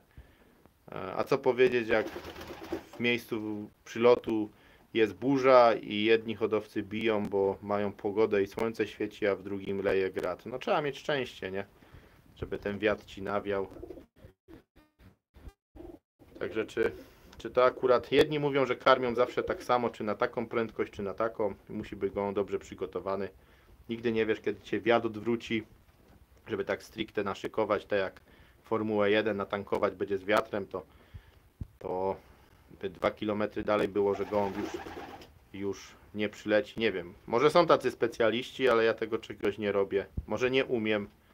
Może są specjaliści, którzy potrafią nakarmić. Będzie 1700, to go tak nakarmię, że w tym czasie walnie szpicę, ale gdyby się wiatr odwrócił, to on już nie przyleci, bo dostał za mało. No jakoś nie wierzę w takie rzeczy, więc raczej to nie jest maszyna, tylko żywe stworzenie i po prostu mózgiem myśli, jak wrócić do domu Też powinien mieć nawigację na to, żeby przy szybkim locie się odbić i trafić. I myślę, że to też jest umiejętność gołębi.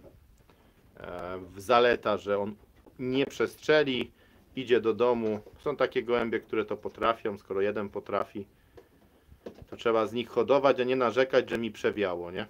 Trzeba więcej mieć takich, co potrafią. No, są takie, że z wiatrem się zgubi, a podwiat jest super i odwrotnie. No to nie jest takie proste. No. Ludzie bardziej cenią te 1100-1200 ogólnie, ale zwycięzców się nie rozlicza.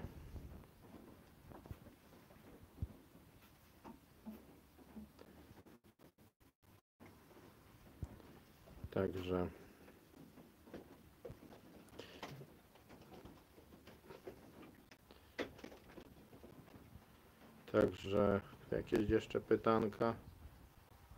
Działa to? No.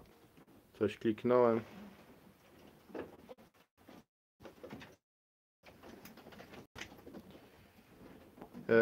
Krzysiek, widać po oddziale, że 1500-1600, a konkurs trwa 1 godzinę.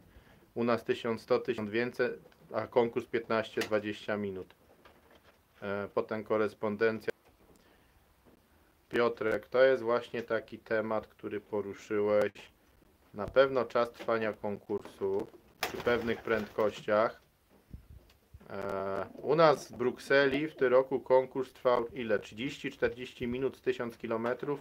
Wiem, że to był łatwy lot, no ale ludzie złoci, 50 minut konkurs z 1000 km, szalony konkurs. No, ludziom się tak wysypały gołębie, naprawdę, no to jest szok. Przecież takiego lotu to z 2-3 godzinki powinien konkurs. Maratony niejednokrotnie konkursy kończą się po 30-40 minutach od pierwszego, jak się pokaże. Te konkursy idą coraz bardziej w ekstremalne czasy, a pierwsze loty, te krótkie, gdzie mamy te szybkości 1300-1400, to nie wiem, bywa tak, że dobra, na liście jest 8 minut, 10 minut, przez to, że jeden hodowca czy dwóch mają te 2 minuty, jakiś jeden walnięty gołąb wyprzedzi i naciąga konkurs o 2-3 minuty, a faktycznie na gołębniku masz tam 10 na oddział czy 15 i konkurs na gołębniku za 4 minuty, to powiem, nawet te gołębie wylądować nie zdążą, żeby je poodbijało, nie? A tutaj jakby, wiem, bijesz do tematu takiego, że mnie też to zawsze zastanawiało, że na przykład są hodowcy, którzy mają w zespole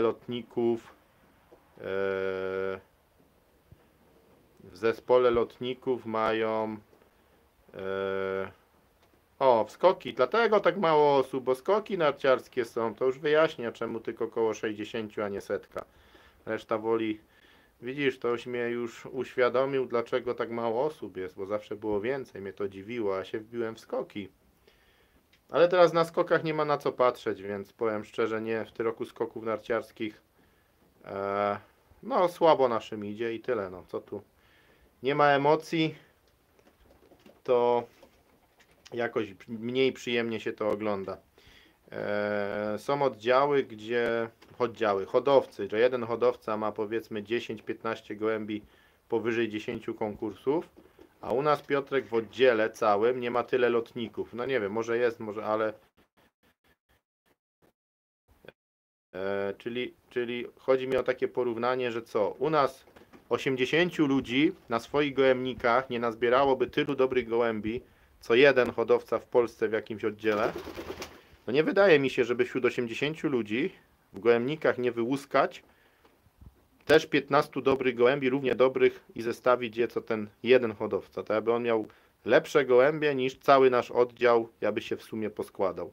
No, z wyniku wygląda, że gdybyśmy wzięli wynik całego oddziału, czyli umówmy się, no, prawda jest taka,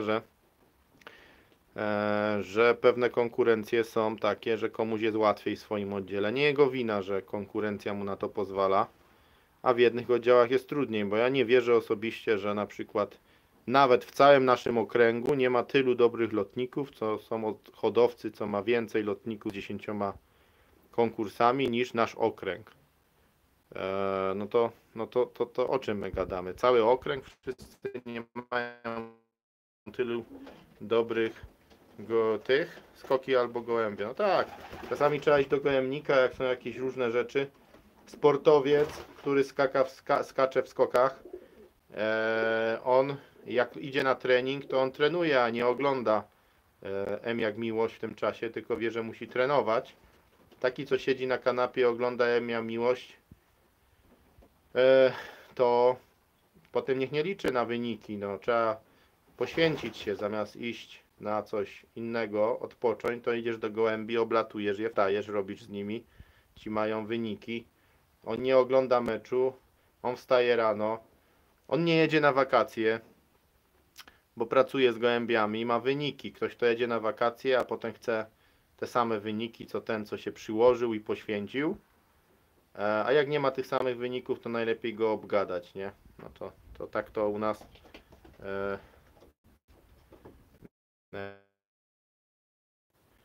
Konrad, u nas to tak wygląda, że ludzie grają gołębiami, ale jest prawda, że za mało koszują. Jakby te słabe gołębie nie idą na lot i nie są bazą konkursów po prostu dla tych dobrych. Są oddziały, co może bardziej kładą i te dobre mogą się wybić. Mają dawców, po prostu mają dawców. Nie umniejszam, że są złymi gołębiami, bo zwykle dużo lotników tam tak naprawdę ma te konkursy czołowe i gdyby nawet było mniej gołębi, to uważałem, to jak gołąb robi 14 tam konkursów, 13, to raczej się nie zdarza, żeby ten gołąb robił te konkursy po ogonie. Więc na tyle listy konkursowej. Raczej to są takie gołębie dosyć sprawne. Fajna i potrzebna taka relacja żywo. Dobra robota, Chris. Dziękuję za odpowiedź. Pozdrawiam. Spoko, proszę bardzo. Piotr, to widać po listach z oddziałów kraju. Oczywiście, gdy są jawne. No to są czy jawne, czy niejawne, no to jest tam inna kwestia. Rozumiem, że ktoś może nie ujawniać. Wszystkich bym zaraz o oszustwo nie oceniał. Są różne konkurencje, jak to się mówi. Każdy musi na swoim terenie walczyć swoimi kolegami, swoimi konkurentami, z swoimi przeciwnościami i profesor Korz jedynie to da. Na trudniejszych terenach mówią, że ze Śląska gołębie się pogubią, co nie jest oczywiście prawdą, bo wysyłałem tam gołębie i sobie radzą. I w drugą stronę mam stamtąd gołębie i tam zaś mówią, że tam mistrz Polski i nie mają wyników. I drugą stronę też mam stamtąd gołębie, choćby oryginałami od Dobrzańskiego leciałem i dobrze leciałem, a od Dobrzański leciał moimi gołębiami. Na wschodzie oryginałami. I jakby nie ma z tym problemu. Chociaż aklimatyzacja jest i najlepiej te gołębie krzyżowywać we własne, bo jest coś takiego. Też długi temat. To widać po listach w oddziałach w kraju. No tak, no jeśli... Tego się też nie da porównać, bo na pewno puszczając rejonem konkursy się wydłużają. Na pewno loty jednooddziałowe konkurs trwa krócej niż puszczone rejonem. I dla mnie sprawiedliwsze są loty puszczone rejonem, kiedy konkurs trwa dłużej, bo hodowca na gorszym pomiarze ma większą szansę się wykazać. Bo według mnie najgorsze są te loty, kiedy trwa konkurs 4-5 minut i po prostu kierunek wiatru decyduje, czy minuta po prostu straty na 5-minutowym konkursie to bardzo dużo. Minuta straty na półgodzinnym konkursie to jest już niewiele. Minuta straty na godzinnym konkursie, czyli do wniosku byśmy wrócili, że sprawiedliwe były ciężkie loty, czego też nie chcemy do końca. I tutaj jest jakby kłopot, bo ciężki lot jest bardziej sprawiedliwy niż po prostu gołąb dobry, nawet jak w złym miejscu mieszkasz, mniej traci, po prostu jest dobry, to ma szansę się wykazać, a żeby ta przewaga położenia czy strata położenia kogoś nie dyskryminowała całkowicie, takie jest moje zdanie. Także być może, że u nas za mało gołębi.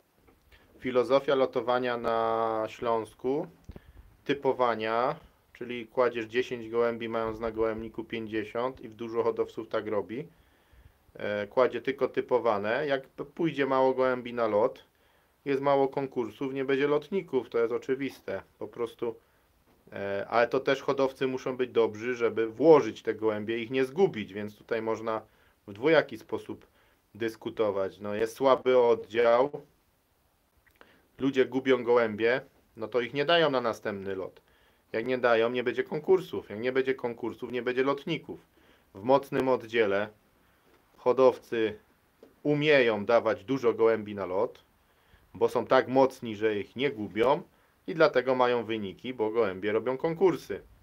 No a co zrobił taki na przykład, który miał 17 lotów w sezonie i gołąb miał 6 300 pod rząd i mógł zrobić olimpijczyka, a ktoś miał 10 300 lotów w kategorii A, a ktoś ma 6 lotów w kategorii A. No. Czy to życie jest sprawiedliwe? Czy jego wina, że sobie zrobił te loty i to wykorzystał? No nie jego wina. Wykorzystał wszystkie możliwości, które dał mu oddział, żeby mieć olimpijczyka. Czy kto inny, czy gdyby u mnie było 13 lotów do kategorii A, to miałbym olimpijczyka? No nie miałbym, bo niestety no nie było akurat takiego gołębia, który by tak szpicował. Więc i tak bym nie miał, więc mi by to nie pomogło i wielu innym hodowcom. Ale być może byliby tacy, którym bym to pomogło. Niewątpliwie miał przewagę w tym, że jego oddział zorganizował sobie 500 dublowane z 300 czy 200. No to po prostu jest styl lotowania czeskiego. Ma to swoje plusy i minusy. Duży oddział mógł sobie na to pozwolić. Powiem szczerze, okręg Śląsk Południe, gdyby się dogadał, też by mógł sobie na to pozwolić, że lotujemy pod wynik, pod kategorię. To na naszym terenie szłoby zrobić jednocześnie 14 lotów do 300 km czy do 350 ze wspólnego startu i jednocześnie lecieć 500 i maratony i wykiwać w kategoriach i na olimpiadzie bardzo wiele gołębi, gdyby była taka wola. To i finansowo nawet na Śląsku, nawet może to do ogarnięcia byli ludzie. Więc też nie jest powiedziane, że ludzie by się spikli i zorganizowali. Zresztą takie próby są. Wodzisław, Mszanna tak narzekają na ilość lotów, a z tego co wiem, to sąsiednie oddziały naszego okręgu dublują sobie loty i będą tych lotów mieli więcej niż my. Choćby zastanawia mnie to pod kątem rywalizacji okręgowej w kategoriach gołębi pod wystawę i chyba nawet w lotnikach, no, że praktycznie nasz oddział będzie na przegranej pozycji na starcie. No i teraz pytanie, czyja to wina i jak do tego podejść. Także z tymi lotnikami w Polsce no, wychodzi tak, że jeden hodowca ma więcej dobrych gołębi niż cały oddział albo cały okręg, co oczywiście według mnie jest niemożliwe, ale nie można mu tego ujmować. Poczytajmy. Dacie na kilka loty gołębie i potem nie macie co koszować, to nie macie lotników, sami sobie jesteście winni. Także różnorodnie to można tłumaczyć. Trzeba wygrać z sąsiadem, po prostu. Hitler twoimi latał. Konrad Ziębicki, dokładnie, potwierdzam. A ja hitlerowymi. I mam je do tej pory na własnym gołębniku. I będą Hitlery latać w przyszłym roku, też u mnie. Także Hitlery dalej będą u mnie latać. Ja tam wolę pana posłuchać niż skoki. Haha, dzięki Mariusz. O kim gadacie? Nie wiem teraz o kim gadam. Jaki koeficjent decyduje o wyniku? To nie ma co się spierać. Jak koeficjent decyduje o wyniku? To nie ma się co spierać. No jest się, Konrad, o co spierać, ponieważ koeficjent zdobyć, jeśli masz do dyspozycji 6 lotów w sezonie w kategorii A, w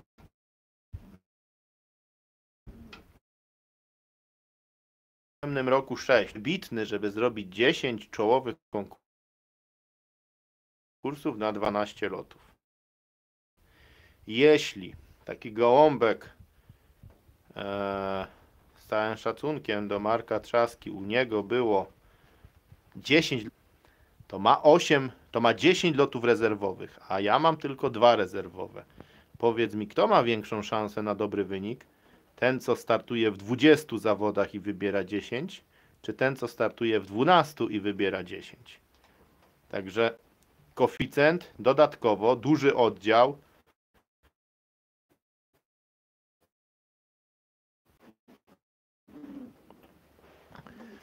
Więc Konrad od Marka.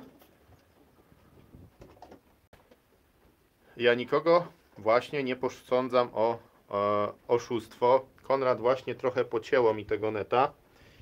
Już się przesunę, bo zawsze tak w jednym miejscu to jeszcze jest lepiej. Więc mam nadzieję, że już nie tnie. Ja nie mówię o jakimś oszustwie.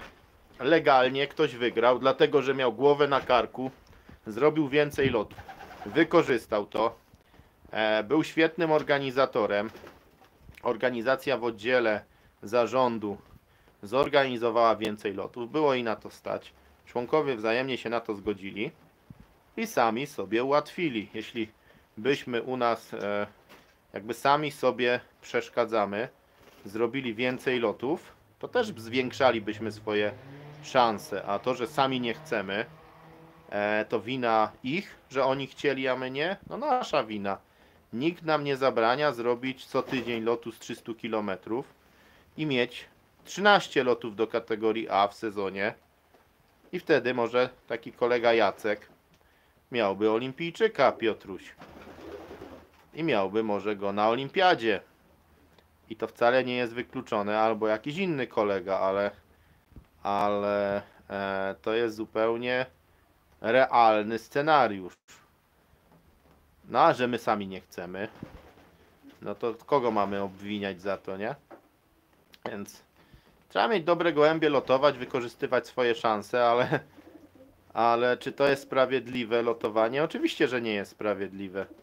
I wyniki i szanse oczywiście, że nie są takie same i nie są sprawiedliwe. Oczywiście tu gratuluję. Jak lecieć Inter i GMP? No wybrane masz loty do Inter i GMP, więc jaki problem? Zgłaszasz te loty, co są do Inter, do GMP. Do Inter jest 11 lotów. Myśmy musieli zgłosić w zeszłym roku Brukselę, ponieważ nie mieliśmy więcej dodatkowych w terminach, żeby w ogóle zgłosić. No to nie żaden problem lecieć Inter i GMP. Masz z ograniczonej ilości lotów. Jedni na to narzekają, jedni to chwalą, ale w pewien sposób doprowadza to do jakiejś równowagi na olimpiady. Tam też się na zachodzie nie ograniczają do ilości lotów, nie ograniczają się do ilości gołębi. Maratonów mają w Rumunii kilka, dlatego mają najlepszego gołębia na świecie w maratonie z koeficjentem wybitnym. Dlaczego? Bo lecą takie loty. Jak nie polecisz takich lotów, to nie będziesz miał wyniku. No i u nas to samo, jak nie ma lotów do supermaratonu, no to gołębia, w ogóle nie wiem co z tym supermaratonem. Ktoś się w ogóle orientuje na olimpiadzie i czemu w kategorii gołębi w reprezentacji nie ma gołębi w kategorii supermaraton jakby. Ma ktoś pojęcie o tym supermaratonie i ta kategoria chyba jest, nie? Czekaj, na olimpiadzie była kategoria supermaraton? Bo chodzi o to, czy ta kategoria była na olimpiadzie rozegrana. Bo u nas na przykład nie było w reprezentacji gołębi z supermaratonu. Fakt, że w powijakach mamy te loty u nas i też ktoś powie, że nie ma możliwości w takich lotach uczestniczyć.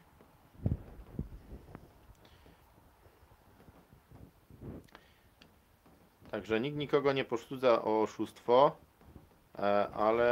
ale czy wszyscy mają jednakowe szanse? No nie mają jednakowych szans, nie? To jest prosta sprawa. A tym, co wygrali, należą się gratulacje i ja nie jak najbardziej legalny i wykorzystali po prostu swoje szanse i tyle. Organizacyjnie ogarnęli loty, były gołębie, był wkład, gołąb zrobił wynik, jeszcze ten gołąb musiał zrobić wynik, bo to, że narobimy 14 lotów w sezonie, to nie znaczy, że ktoś będzie miał tego wynik. No i wtedy ktoś ma szansę się wybić. Musi mieć tyle szczęścia, żeby mieć szansę. No i tyle. Także taka dyskusja nam tu zeszła na te boczne tory. I na pewno tak samo z lotnikami. Podejrzewam, że Rumuni mają więcej tych maratonów na różnym dystansie. Czesi mają też 20 lotów w sezonie. Jak się, Piotrek, ustosunkujesz do tego, że mają na przykład 20 lotów w sezonie, kiedy mówi się, że jest ich za dużo? Sam zresztą chyba też optujesz, że za dużo jest lotów. No i teraz pogódź to. Chciałbyś loty dłuższe, maratony, to co? 500, a potem od razu 1000. To dlaczego lotów 700 ma nie być? Gdzie takich lotów w Belgii, w Holandii mają całe stado. Sobie lecą 8-9 lotów powyżej 600 km. No to gdzie my do nich się porównywać? I z gołębiami, i z selekcją, i z czymkolwiek. Jak byś to chciał ugryźć? No, u nas nie ma lotu 1000 km. Gdzie byś chciał teraz włożyć na lot 1000 km gołębie? Proste. Nie ma takiego lotu. Był, ale nie ma. No i gdzie włożyć? Jest Bruksela Narodowa. Ile gołębi pójdzie z okręgu? Nawet nie pójdzie tyle, żeby listę złożyć. 100 nazbiera się w okręgu gołębi na Brukselę. Lista z kim będzie? Całe południe Polski z jedną listę zrobi. Bo gołębi nie będzie. Bo u nas w okręgu pójdzie 1000-1500 gołębi na 700. Jest lot 750 km. Ile ludzie dają gołębi? Po serii 10 sztuk, nic więcej. Ledwo się nazbiera 1500-2000 w okręgu. No to ja byś wydłużył dystans, no to ile tych gołębi będziesz miał? Na 1000 km to ile by szło gołębi? Myślisz, że więcej? Jeszcze gorzej by było. W ogóle nie chcą lotów długich.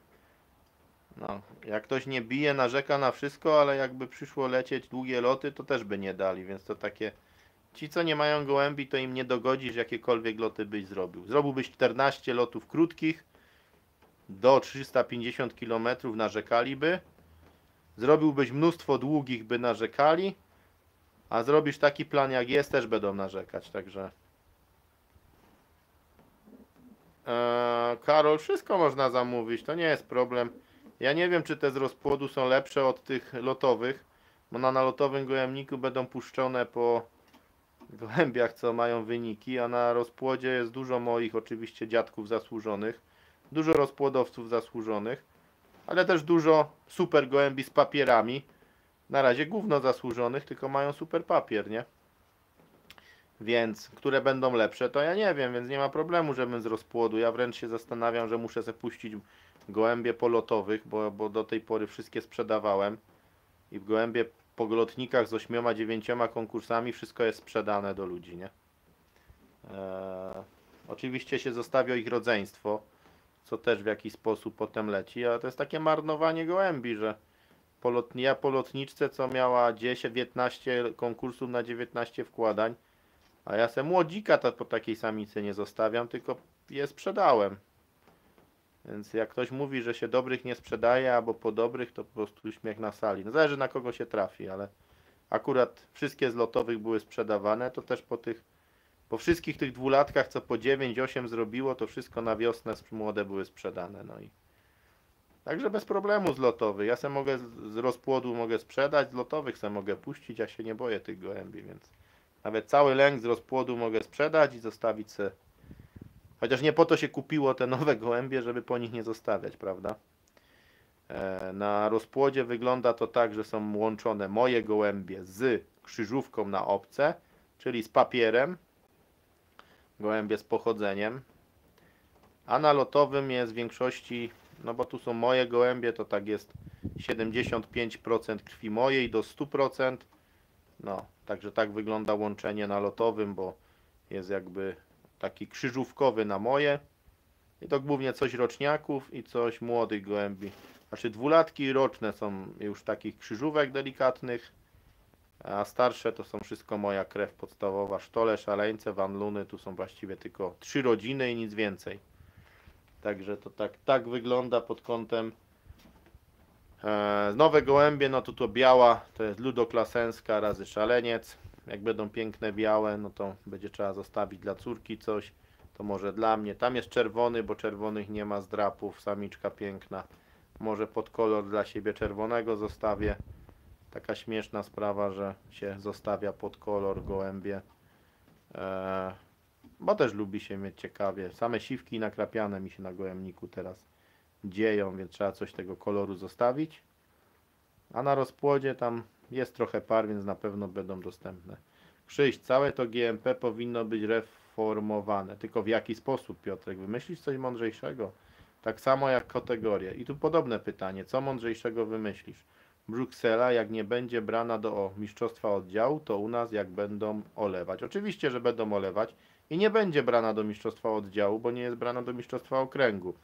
Chyba że w ogóle kiedy my mamy zebranie oddziału, bo nie pamiętam. To samo już zaczyna się w okręgu Bielsko-Biała, co kiedyś nie do pomyślenia. Okręg Bielsko-Biała troszkę wraca do wspólnych startów, więc oni taki mieli kryzys na 2 lata, ale coś się tam dogadali podobno. Ale faktycznie było nie do pomyślenia, wspólne loty, 500, 700, 1000, a się im tam coś porozlatywało. Więc nie wiem jak mają, czy mają chyba, oni nam zaczęli zazdrościć, bo zrobili mistrzostwo z 300 do okręgu, żeby docenić tych hodowców, którzy też latają bardzo dobrze na tym krótszym dystansie. Dużo osób, no lobbying szybkiego dystansu zaczął dominować i nie żeby tylko 500 i 700, a prawda była taka, no, że te wybitne hodowle ich dominowały, parę hodowli i reszta nie miała szans na tym dystansie, więc jedni upatrują szansy w sprincie, że tutaj się lepiej wykażą, nie? Ale oni nam zazdrościli i zrobili w mistrzostwo takie drugie mają, że właśnie z lotów 300 serie tam typowane i tak dalej. Właśnie wiadomo, z list chyba rejonowych, no bo ciężko tylko 300 lecieć na przestrzeni całego okręgu. Więc trzeba też coś rozsądnie do tego podejść. No a kategorie, no nie są złe te kategorie teraz. No trzeba uścisnąć rękę tym, co wygrywają i tyle. No, idzie wynik zrobić. Jak widać, u nas w okręgu też ktoś wynik w Mistrzostwach Polski zrobił. Ja byłem 5. w Polsce. Jakimś cudem się udało, no to chyba był sukces. Że niby się nie da, a raz się udało, na co już chyba więcej koledzy nie pozwolą. Ahoj! Koledze z zagranicy. Raz się udało. Na więcej koledzy nie pozwolą, no bo u nas jest tak, że jednak się hodowcy spinają, no i nie dają ci dominować, więc konkurencja jest na tyle duża, że tego wyniku tak łatwo się nie kręci. Ale co wiem, na przykład w oddziale innym, gdzie tam też mistrzowie Polski są, też się jacyś nowi pojawiają hodowcy, którzy im tam psują. No to było najłatwiej wyskoczyć w takim oddziale, co nikt się nie wybija, pojawi się jeden, wyskoczy, a potem koledzy, nie każdy chce być bity i stara się dorównać, jakkolwiek potrafią, się 2-3 ambitnych znajdzie, już ten wynik psują. A kategorie są chyba dobre teraz, no. Ograniczyli liczbę lotów. Masz przecież mniej, nie po 7, po 6. Daje to możliwości organizowania tych lotów, jakichś manewrów, dotrzymania pogody, tylko trzeba dbać o warunki pogodowe tych gołębi, żeby się ścigały. Według mnie te zmiany nie poszły w złym kierunku, bo właśnie postulaty, że było mniej lotów,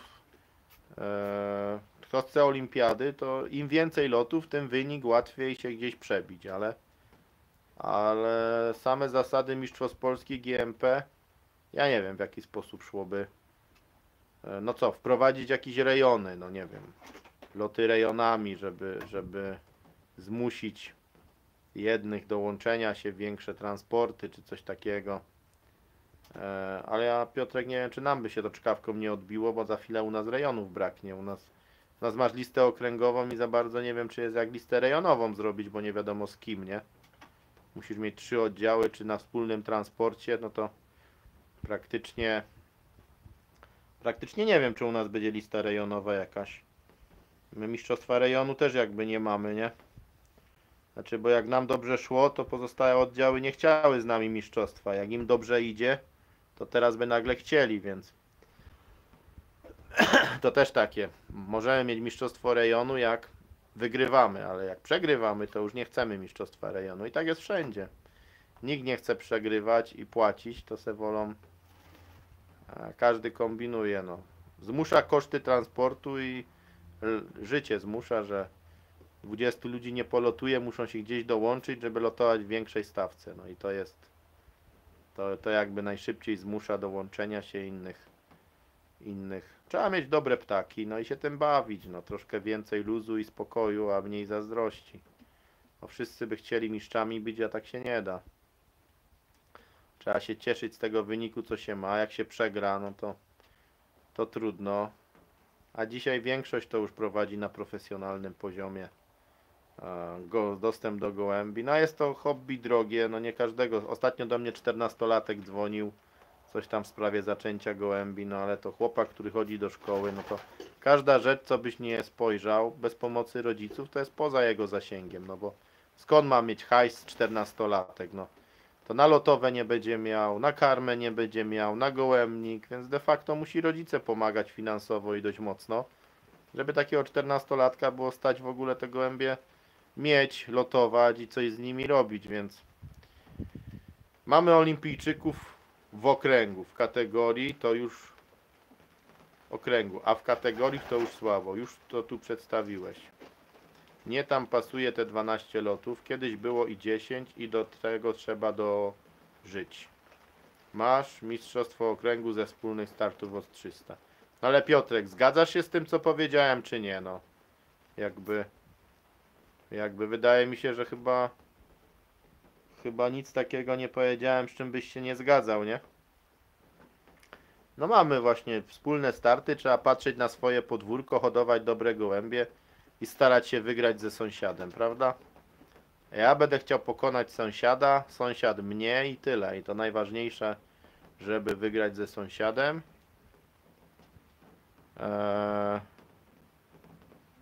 Piotrek, ja mam jeden cel, żeby nikt ze Zbytkowa nie był przede mną.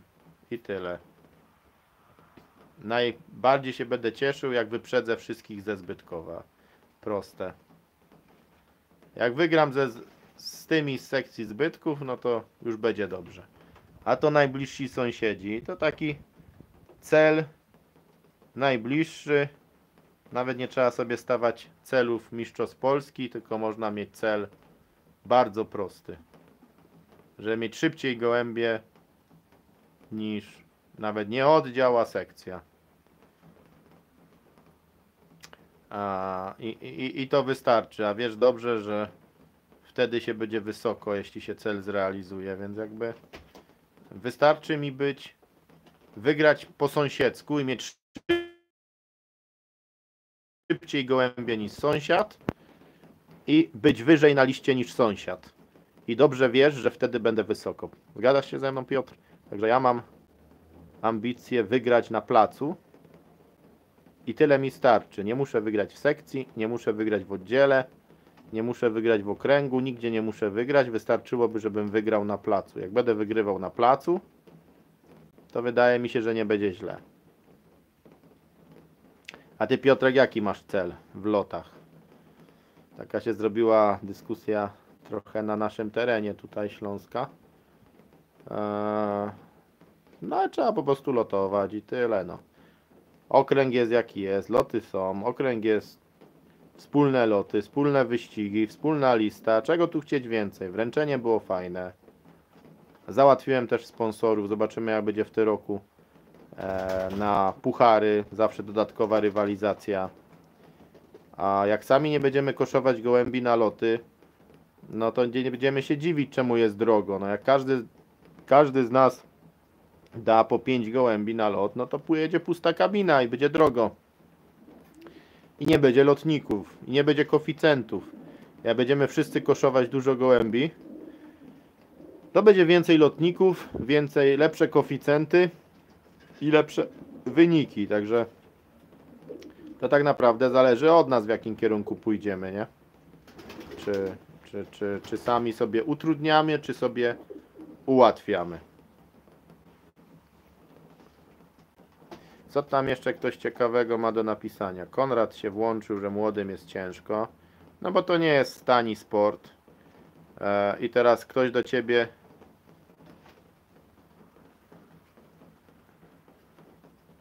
Piotr, tak dla zabawy, co będzie to będzie, wiersz zbytków tam nie ma lekko. No dokładnie nie ma lekko, wiem.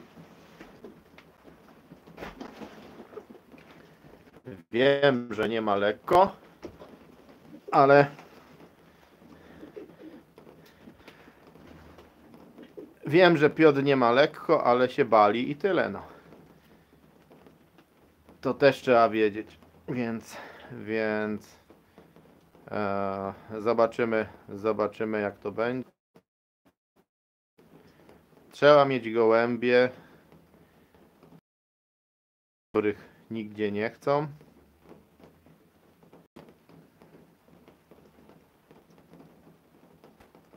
Sto 120 młodych to się już jest czym zajmować, więc a widzę, że musiało trochę urywać, bo pokazywało godzina 20, a skoczyło na godzinę 16, czyli gdzieś tam kawałek transmisji niby był, a niby nie było.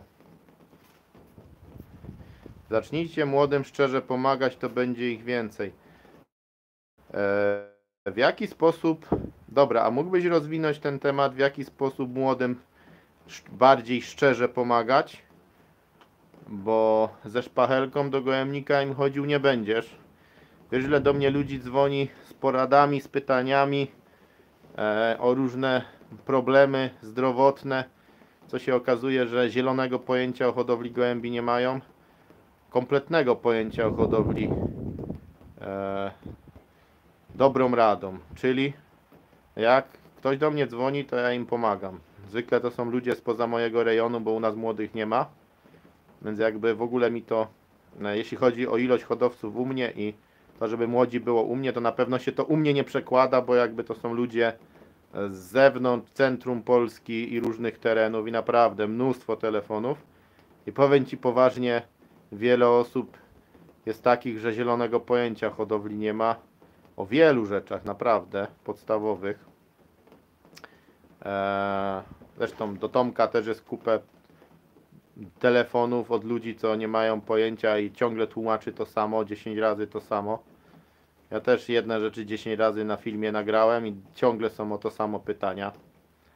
Także naprawdę wiedza niektórych jest bez obrazy bardzo mała. Tak, pomagasz, ale w moim oddziale nie jest to proste. No ale dzisiaj masz dostęp do internetu. Myślisz, że mi ktokolwiek kiedyś pomógł? Czy mi ktoś kiedykolwiek coś pomógł, doradził? Powiem Ci, do wszystkiego, co udało mi się zrobić, dochodziłem sam. I nie dostałem od nikogo gotowej recepty, karmy, niczego.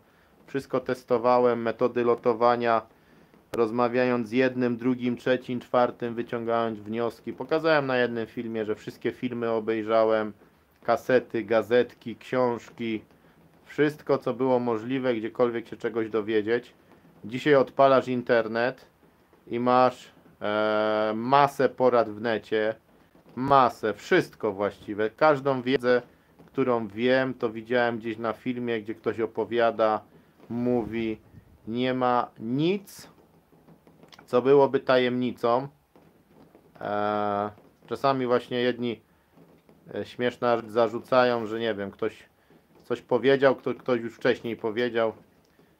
Miałem taki przypadek, że ja coś powiedziałem na filmie, a potem ktoś się oburzył, że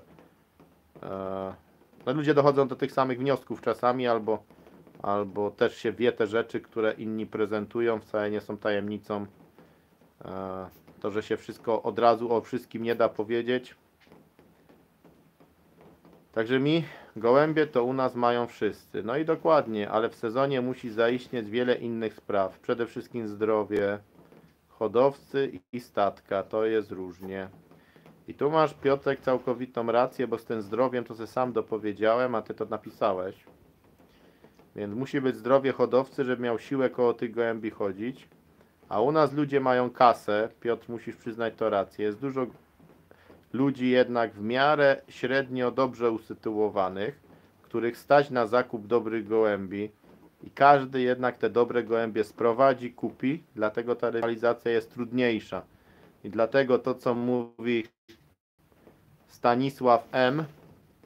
to poniekąd ma rację, co oczywiście nie jest tak proste do wytłumaczenia, ale mimo wszystko poziom u nas, dużo osób się to obrazi, którzy są spoza Śląska i tych terenów. Poziom u nas hodowli jest dużo wyższy niż na innych rejonach, chociaż ludzie nie istnieją w Mistrzostwach Polski, ale trzeba się... O, zaraz paru uciekło, jak powiedziałem o tym. Ale druga sprawa jest taka, że stare metody lotowania i nawzajem ludzie sobie utrudniają, bo było wielu mistrzów, oddziały się kurczą i mistrzom ciężko przestać być mistrzami i ludzie sobie utrudniają robienie wyników na wyższych szczeblach celowo, żeby nikt się nie wybił. I to się tak delikatnie zmieniło w tym kierunku trochę, ale jeszcze parę lat temu jeszcze gorzej było odnośnie wyników, jakiekolwiek wyniki. To, że teraz ktoś się wybił gdziekolwiek, jest efektem tak troszkę zmian i reformy na Śląsku, że te wyniki się pojawiają, ale właśnie wzajemnie sobie hodowcy na tym terenie utrudniają zrobienie wyniku na arenie wyższej. Nie szanujemy się?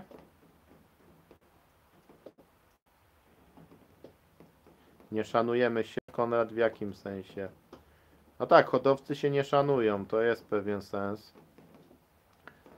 Ja szanuję każdego mistrza z każdego rejonu, gdzie by był, ale wiem jedno, że nie od każdego bym gołębie sprowadził, ponieważ może jedni mają olimpijczyki, ale te gołębie się u nas nie nadają, bo nic z nich nie ma. I nie mówię tego dlatego, że tak sobie mówię, tylko po prostu dlatego, że sprowadzałem i po wielu gołębiach bardzo dobrych, olimpijskich, kompletnie nic nie było i kompletnie gołębie sobie u nas nie radziły, nie miały najmniejszych szans, były za wolne po prostu. A wiem, że gołębie nasze śląskie wysłane w różne rejony i bardzo dobrze się spisują. Choć jak ich ktoś nie zgubi oczywiście na tych ciężkich lotach, ale to według mnie to rola hodowcy, żeby zadbać o to, żeby tych gołębi nie pogubić, żeby je skrzyżować z własnymi i wykorzystać. Kasa jest, może nie taką, jacy ci z filmików paru, pojęcia mają wszyscy, ale już swoje lata, to i zdrowie nie te. No i Piotrek, tu jest racja, dokładnie to, co napisałeś. Kasa jest przyzwoita, może nie szalona. Jak popatrzysz, jak jedni ludzie wydają kasę na gołębie, gdzie tam jeden kosztuje masę, to no naprawdę, no to mówmy, są pewne poziomy, że trzeba dużo w to zainwestować, mieć jakąś kasę, no ale są ludzie, którzy inwestują taką niepotyczną pieniądze, no i mają, to inwestują, bawią się, no to jest sport dla nich ekstremalny. Same wysyłanie na wspólne gołębniki jest kosztem bardzo dużym i ekstremalnym, żeby sobie pozwolić na taką zabawę i wysłać. Gdyby to nie był problem finansowy, to może też bym wysłał 20 czy 30 gołębi na wspólne gołębniki. I jak najbardziej się pobawił Giewonty, nie Giewonty, Rogowa, Kosakowy, Alwagre i to wszystko. No na pewno jakby wysyłało się tam gołębie za darmo, to nawet gdyby nie było żadnych nagród do zdobycia, to bym powysyłał wszędzie tam te gołębie. Nawet w oddziale bym sobie zostawił malutko, a tam tak jak, no dokładnie, ale on, Józef Gach, śpiący, pociągnął na pewno sport w okręgu Śląsk-Południe mocno do przodu i finansowo on sprowadził Werkameny, on sprowadził takie gołębie 20 lat temu, jak teraz sprowadzają te super sławne hodowle, także on był o lata świetlne przed resztą, dekadę przed resztą, a jakoś się z nim jeszcze rywalizowało, bo w pamiętnym roku, kiedy akurat w 10 roku, w 2010 roku na młode rywalizowałem z nim jak równy z równym, no ale potem mu się zmarło. Dokładnie zgadzam się, z każdego regionu gołębie się sprawdza, ale uważam, że jak ściągnąć gołębie, to tylko do rozpłodu, nie do lotu. No i dokładnie, tego jak ktoś mówi, że sprowadził gołębie ze Śląska i pogubił, i że wy macie kiepskie gołębie, to ja powiem z niego kiepski hodowca, bo jak ja sprowadzałem gołębie, to w większości wypadków staram się je wkrzyżować. I jeśli je zgubiłem, to jest moja wina. Bo jeśli je sprowadzam, to po coś. Jeśli są szybkie, robią dużo konkursów i dostałem je w uczciwy sposób. Jeśli je straciłem, to powinien mieć pretensje tylko dla siebie, że ich nie wykorzystałem. Jeśli bym je wkrzyżował w swoje, no część się sprawdzi, część nie, ale czasami ludzie tak szybko opinie wyrażają o czyichś gołębiach, a tak naprawdę no każdy dzisiaj chciałby kupić, dać do lotowania i zrobić z nimi mistrza i wtedy powie, że się sprawdziły. A jeśli tak nie jest, no to tak naprawdę mało komu cokolwiek się sprawdzi z takim podejściem.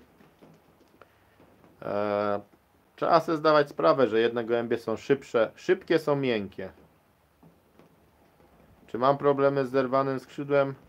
Problem z tym jest wtedy, kiedy się w zimie ma zamknięte gołębie. Mam ten problem, staram się go unikać, jak sobie radzę wszelkimi możliwymi suplementami. Najlepsza rada, wypuszczać gołębie w zimę na obloty, problemu nie będzie. I nie będzie 1/3 gołębi zjedzonych przez jastrzębia. Także trzeba wybrać, która wersja dla kogo jest lepsza. Także ja wiem, że nasze śląskie gołębie są troszkę szybsze niż gdzie indziej, bo poziom rywalizacji jednak wymusza, że ten poziom u nas jest duży. No i to choćby koledzy, którzy są bardzo zażarci w rywalizacji, mają środki, żeby kupić gołębie, mają czas.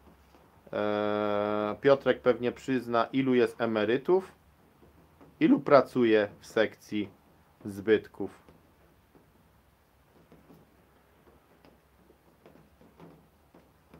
Dokładnie, Piotrek. Oddział poszedł do góry po gołębiach Gacha, a już były na wysokim poziomie. No i może dlatego też zaczął istnieć w okręgu. Piotrek, a tak a propos, że wiekowo, to powiedz, ile osób jest na emeryturze z sekcji? Ile osób w sekcji pracuje?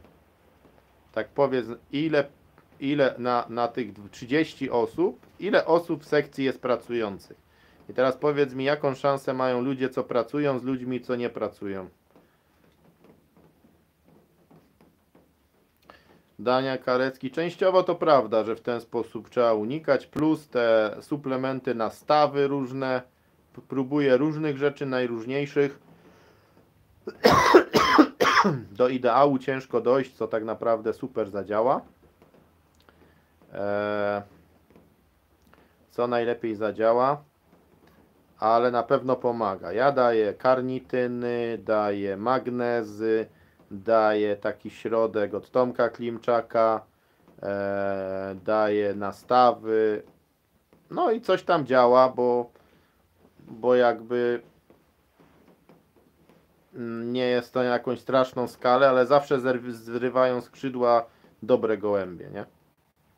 Piotrek, napisz, ile osób w sekcji jest pracujących, czyli to są ludzie, którzy są na emeryturze, ile jest osób na górniczej emeryturze, czyli nie aż tak starych, jeszcze w sile wieku i z kasą, ile jest takich osób w oddziale Jastrzębie Zdrój górniczym i to uświadomi może niektórym osobom poziom hodowli z racji tego, że ludzie mają kasę, mają czas, nie wszyscy są starymi dziadkami, którzy zdrowia nie mają, bo jednak trochę tego zdrowia jeszcze mają.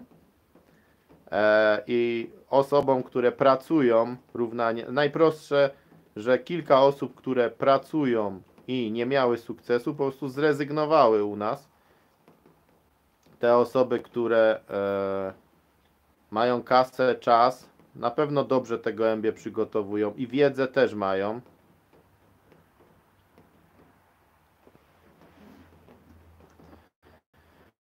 I wiedzę też mają, więc tak naprawdę ciekawe, ile było tego live'a odcięte, a ile było słychać, bo tak jakby się czas cofnął, czy część wycięło. Więc u nas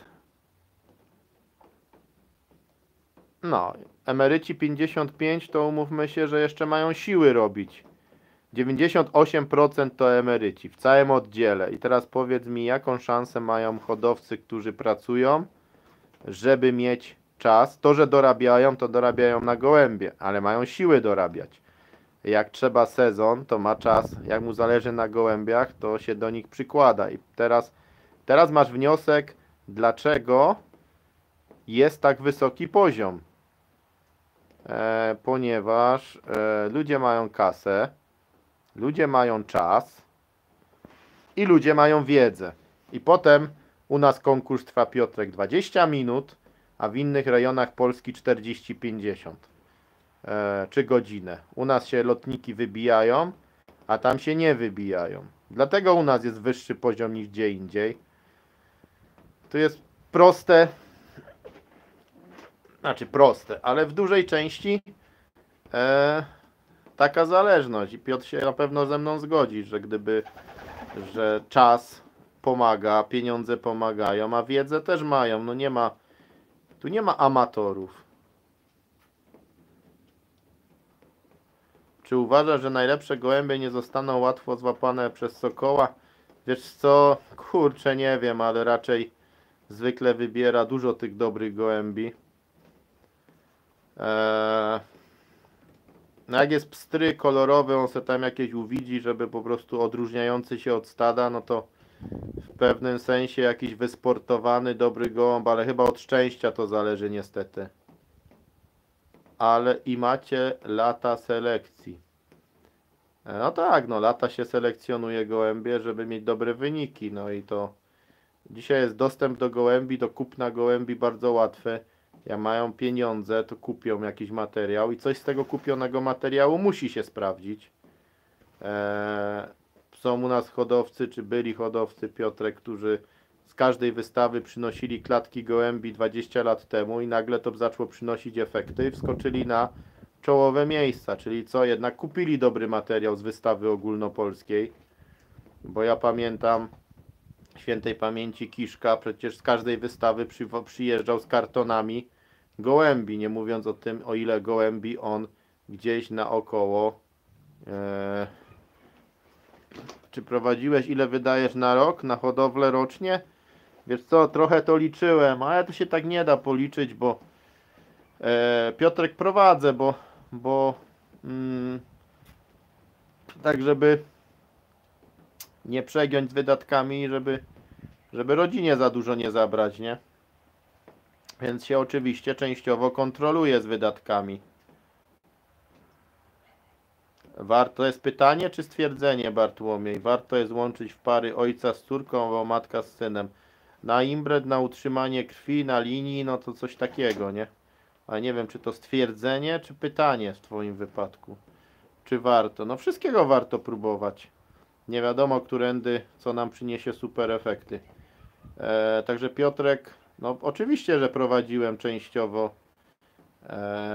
I są to niemałe pieniądze niestety. Bartłomiej, warto, jeśli to są wybitne gołębie. Jeśli to są wybitne gołębie, no to warto, żeby potem to włączać do krzyżówki. I ja próbowałem też takich bliskich połączeń, większość tak troszkę dalsze połączenia robię, żeby to też i do lotu, i do rozpłodu było, no ale te czyste takie imbredy, no zobaczymy, jakie efekty to przyniesie, bo mam takie imbredy z Pitbulli, z Porsche, z Kitli, więc czy warto, to Ci powiem. Jeśli to warto, to znaczy, że w krzyżówce z moimi coś dają, jeśli nic nie dają, znaczy, że nie warto, bo Porsche na córkę i zobaczymy, co to da, czy Kittel na Porsche na córkę, czy Pitbull na Pitbulla, jakieś no mam takie połączenia i pójdą w krzyżówkę. Dwójka dzieci Golden Prince'a razem. A co to przyniesie, to dopiero testujemy, jak to się mówi. To sobie porównaj do średniej krajowej i takich, co stać na wszystko. Tak to wygląda w kraju. Ale nie wszystkich stać na wszystko. Nie no, tych, co stać na wszystko, no to wiesz, no to już mówiliśmy, nie przewyższają innych majętnie i potem są takie dominacje, że konkurs trwa tam godzinę, bo większość jest mniej zarabiających niż u nas na Śląsku, czyli większa część oddziałowcy, mocno amatorzy, którzy po prostu na pszenicy, chociaż chyba nikt już nie lotuje, a naprawdę na słabej karmie na rynku kupionej lotują i zmierzą się z takim, do którego my nie podskoczymy, bo ma takie zasoby finansowe,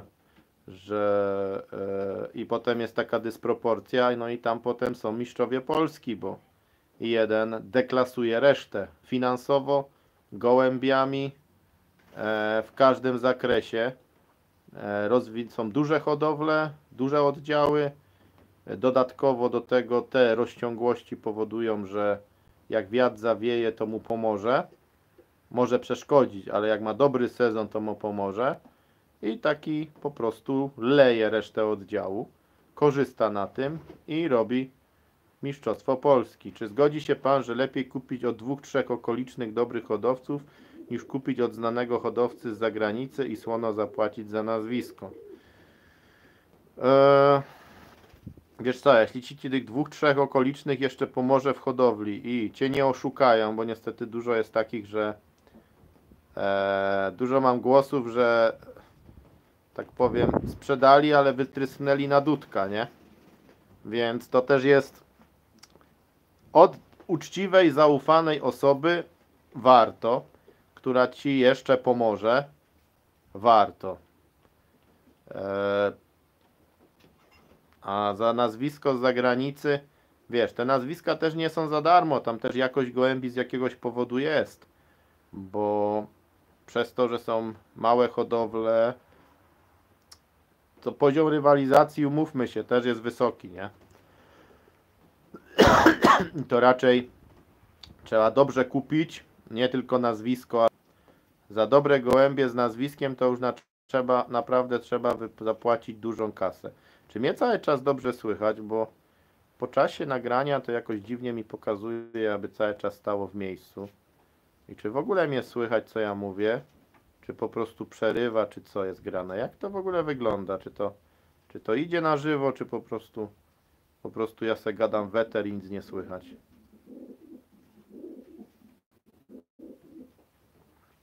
Do mistrza Polski bardziej zależy, w jakim oddziale leci, niż ile ma pieniędzy. Bo jak mnie to przerywa, no to może być tak, że z 2 słowa z kontekstu wyrwane i to, co mówię, ma połowę sensu tego, co mówię. A gdzie pracujesz na co dzień, ile godzin dziennie? Przepraszam, jeśli to zbyt osobiste. Czasami przerywa, a tak o kij słychać. Wiesz co, to nie było tajemnicą. Pracuję w szkole jako nauczyciel. Pracą bym tego nie nazwał obecnie, tylko raczej iściem w ramach hobby do zajęć, które się lubi, bo raczej za pracę powinni płacić.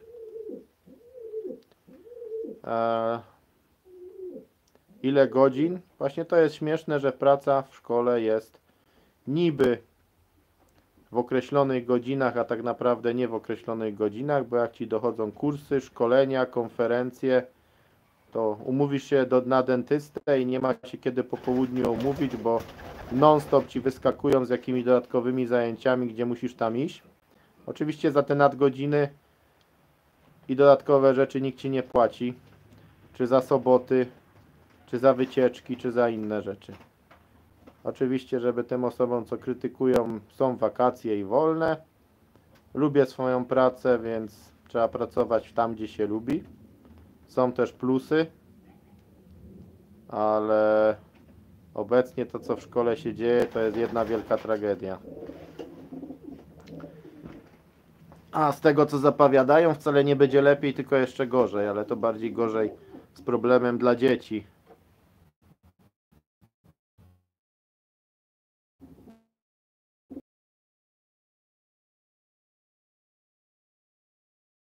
Musi być na każdej konferencji, bo to najważniejszy przedmiot, bo z tego są egzaminy. Z plastyki może olać, z techniki może olać, ale z tematyki Cię rozliczają na każdym kroku, naprawdę. Masz egzaminy, masz testy, masz porównania non-stop jesteś na świeczniku, bo z tego non-stop to jest lekcja, która jest odpowiedzialna, gdzie cię non-stop, co innego, powiem szczerze, WF-ista, który za co odpowiada, że się poruszają i WF wszyscy lubią, nie obrażając WF-istów, ale każdy przedmiot ma swoje plusy, minusy,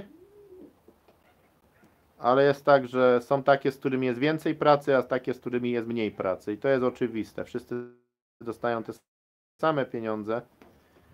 Polonista na przykład też ma przerąbane. Tyle wypracowań, ortografii sprawdzać. Ja się nie dziwię, że polonistka czasami mówi, że sama nie wie, jak coś się pisze. Coś nowego w matwie się pojawia. Znaczy na poziomie podstawówki nowe metody nauczania, technika. Wiesz, kurczę, no teraz te nowe nastawienie na laboratoria przyszłości, na wykorzystywanie w druku 3D. Ciągle się trzeba uczyć i ciągle się trzeba uczyć programów, obsługiwać i różnych rzeczy. Także ja ciągle się uczę, robię szkolenia, kursy, które mam zrobić, żeby co chwilę wprowadzają jakiś projekt państwowy. Wiąże się to z kupą szkoleń. Po 2-3 latach jest kolejny projekt państwowy i znowu się wiąże z kolejną kupą szkoleń. I dyrekcja jest zobowiązana, że musi posłać ileś część grona przeszkolić.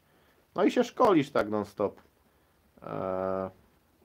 Z tego co wiem, jak się szkolą na kopalni, to dostają inną stawkę uszu.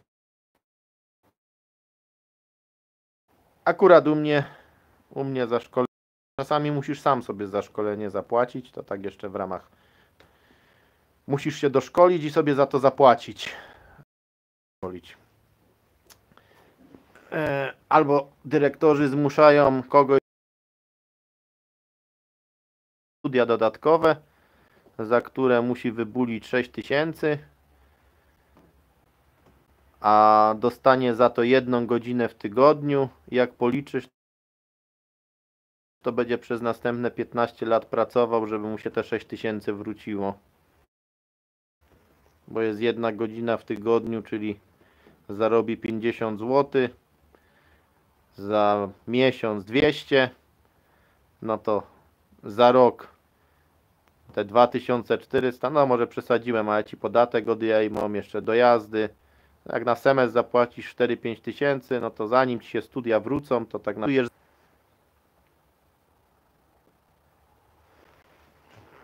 może, czyli ze mną się zgadzasz. Widzisz, historycy mają lepiej, bo się w matematyce na poziomie podstawówki nic się nie zmienia. To tak naprawdę większe wymagania nawet do poziomu by było trzeba mieć już na poziomie studiów, tak naprawdę do poziomu liceum to nie ma problemu. Ale jakby nie chciałem tutaj schodzić na tematy szkolne i zawodowe, wszystko ma swoje plusy, wszystko ma swoje minusy. Najlepszym plusem szkoły są wakacje, które wszyscy szkole zazdroszczą. I jest to faktycznie fajny czas. Problem w tym, że nie ma urlopu w żaden inny dzień. I na przykład chcąc jechać na olimpiadę do Maastricht, która się niedawno odbywała, wyjazd był w czwartek wieczorem. Ja mam w piątek lekcje. Nie ma szans, żeby jechać, bo w szkole nie ma urlopu. Czyli na przykład chcąc sobie jechać na olimpiadę gołębi pocztowych do Maastricht, nie mam takiej możliwości, bo nauczyciel na taki wolnego w pracy nie ma. Chcąc jechać z wami, Piotrek, na wycieczkę autobusem, wyjeżdżaliście w piątek na wystawę ogólnopolską. Niestety nie mogłem z wami jechać, ponieważ miałem lekcję i pracowałem do 15, potem samochodem sobie pojechałem. Tyle mam fajnie, że mam blisko, ale chciałem z wami jechać busem, bo chyba busem jechałeś, a nie mogłem jechać, bo musiałem iść do pracy i nie masz innej możliwości, musisz iść do pracy i tyle. Jak zacząłem mówić o pracy, to ludzie uciekli Na pewno część się nie zgadza, część powie, że się pracuje 5 godzin, więc tego tematu nie warto w ogóle poruszać, bo wszędzie dobrze tam, gdzie nas nie ma. Także wiem jedno, że po południu nie ma wolnego, trzeba iść na konferencję i czasami różne dzikie rzeczy wyskakują. Są też wielkie plusy. Ważne, że się lubi swoją pracę i lubi tam chodzić, bo gdyby się człowiek miał męczyć w pracy, to bez sensu by było. Także górnikom zazdroszczą tego, że we wczesnym wieku idą na emeryturę i 45-latkowie są na emeryturze i już nie pracują i mają wtedy czas na gołębie i nawet przyzwoitą kasę. Każdemu czegoś zazdroszczą. Taki kierowcy na przykład to już w ogóle mają przerąbane. Wyjeżdża na cały tydzień, jakbym nie mógł tam pracować. Tak to jest. Syn 4 fakultety, a czasu nie ma żadnego. Od rana do wieczora w pracy. O, widzisz, Piotrek, jak to jest. Ja też kończyłem jedne studia, drugie studia, trzecie studia. Diabli wiedzą, ile jeszcze kursów miałbym skończyć. Po prostu non-stop chcą, żebyś... I teraz też mam jakieś tam robić. Nawet w lutym mam jechać do Warszawy. Oczywiście chyba na swój koszt, żeby zrobić jakieś tam szkolenie. No, także nie wiem, czy jeszcze także zobaczymy, jak to będzie. Każdy zawód ma swoje plusy i minusy, także każdy se wybrał swoją drogę, no i musi piwo swoje wypić, no. Jeden powie, było się trzeba uczyć i iść nauczyciela, jak ktoś zazdrości. A drugi powie, będzie trzeba iść na kasę do Biedronki i pracuj 8 godzin na kasie i tyle. Albo kobrowy, co też trzeba fizycznie pracować. Także każdy wymaga swojego szacunku i niech się po prostu spełnia w swojej robocie. No, a jeden lubi, tak jak Tomek Klimczak mi powiedział, on jest weterynarzem, bo lubi pracować z gołębiami. Lubi swoją pracę, dlatego jest weterynarzem. Choć czasami ta praca też go wkurza, bo już ma serdecznie wszystkiego dość. Ale jak najbardziej lubi swoją pracę, lubi się tym zajmować, więc wróćmy do gołębi. Czasami przerywa, ale słychać. Także Karol, zadałeś bardzo niewygodne pytanie, bo wszyscy uciekli przez Ciebie, bo zadałeś pytanie o pracę i to był duży błąd. Było Cię trzeba olać i Ci nie odpowiadać.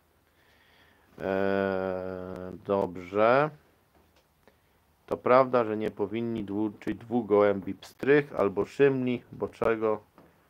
Szymli, bo gorzej dają. No, nieprawda chyba. Szymle łączą, teraz pstre są tak popularne i lotniki.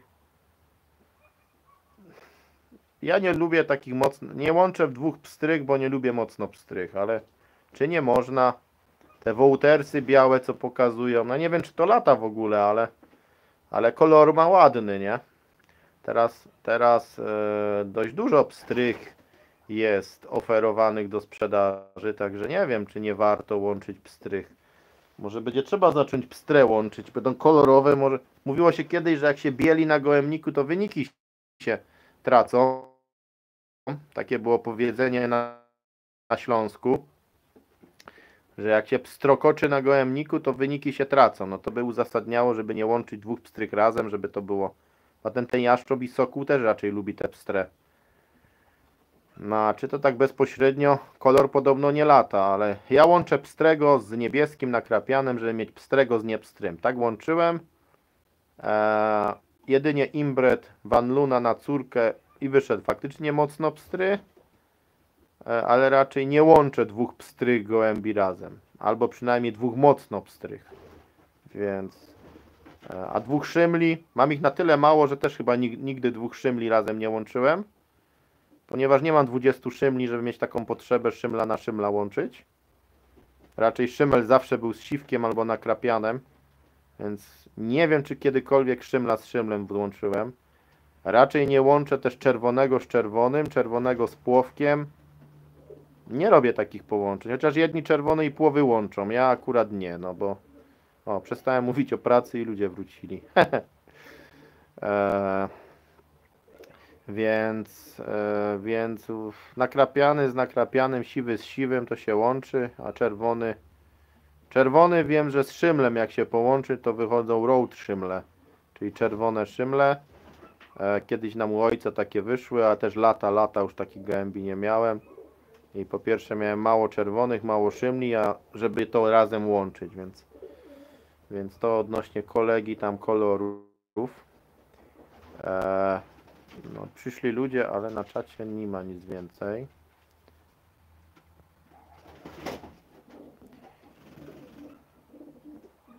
Tak, co tu jeszcze za pytania są? Ale się rozciągnęło. Zacząłem live'a i się rozkręciło. Cały czas koło 50 osób. Łapki w górę dają ci, co są od początku na komentarzach. Znaczy, że już 1,5 godziny ze mną ponad siedzicie. Więc jednak czat się rozkręcił. Powiem, bo może jest część nowych, którzy nie słyszeli. Dzisiejszy czat zorganizowałem w związku z końcem aukcji dla Lenki. Aukcja charytatywna. Można tam nabyć na licytację dla Lenki grupie na Facebooku gołąbka na ten cel dla niej. A drugi gołąbek będzie rozlosowany wśród subskrybentów mojego kanału, czyli wśród osób, które subskrybują kanał i na zrzutce dla Lenki, tam jest link, wpłacą jakąkolwiek symboliczną kwotę, nawet złotówkę i ma szansę wygrać gołębia. Także serdecznie zapraszam. Dzisiaj się całe akcje kończą, więc dlatego, żeby tutaj jakby zachęcić w celu pomocy tam Lence, to zachęcam do pomagania. Lenka to 4-letnia dziewczynka, która tam zmaga się z protezami, innymi rzeczami. Zostałem zapytany, czy bym czegoś nie wystawił. Zawsze coś wystawiam na aukcje charytatywne, co roku gdzieś się tam coś zdarzy. Więc trafiło na Lenkę i wystawiłem tam tym razem właśnie na nią gołąbki. Zawsze coś ciekawego się na tę aukcję charytatywną chce wystawić, także Piotrek tutaj ze mną. To jest sąsiad z sąsiedniej wsi, można powiedzieć, który ze mną tu dyskusję prowadzi. No ale jak najbardziej.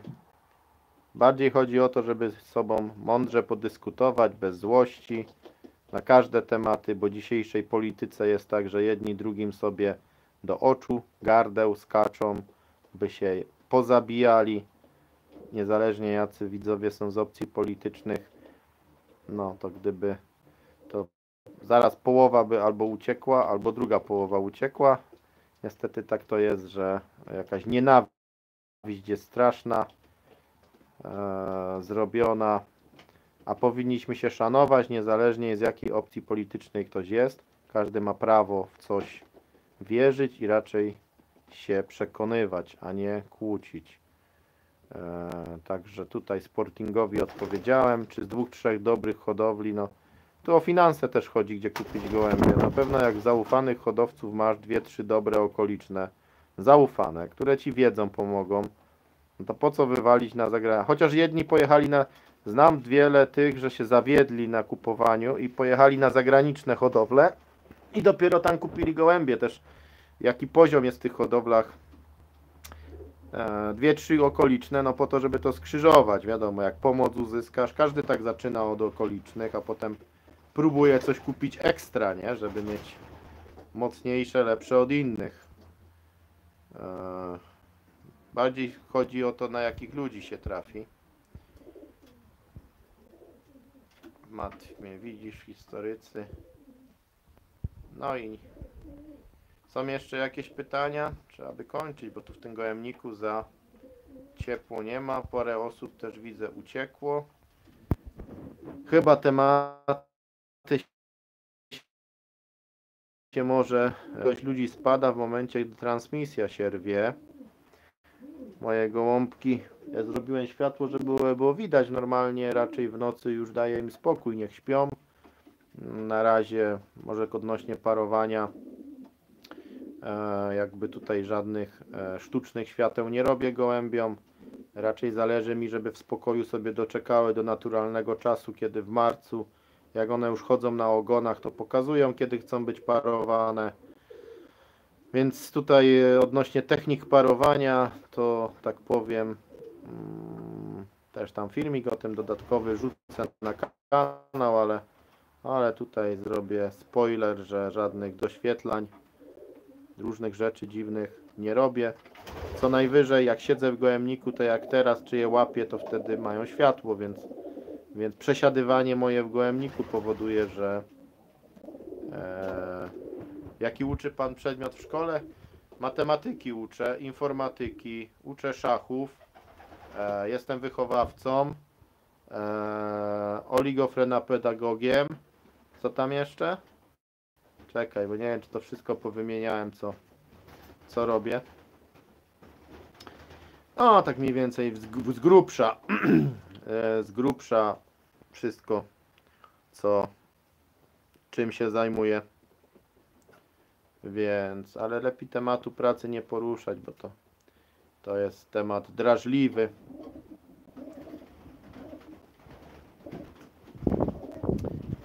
Paweł, także uczę przedmiotu, który jest królową nauk. Tak by można było powiedzieć. Myślę, że niestety jednego, czy stety ważniejszego. Bardzo ważne też dla mnie są języki obce, w dzisiejszych czasach potrzebne. Chociaż technika idzie tak do przodu, że na pewno języki są, żeby się porozumieć w świecie, są ważne. Także uczę kilku rzeczy. Świetlica.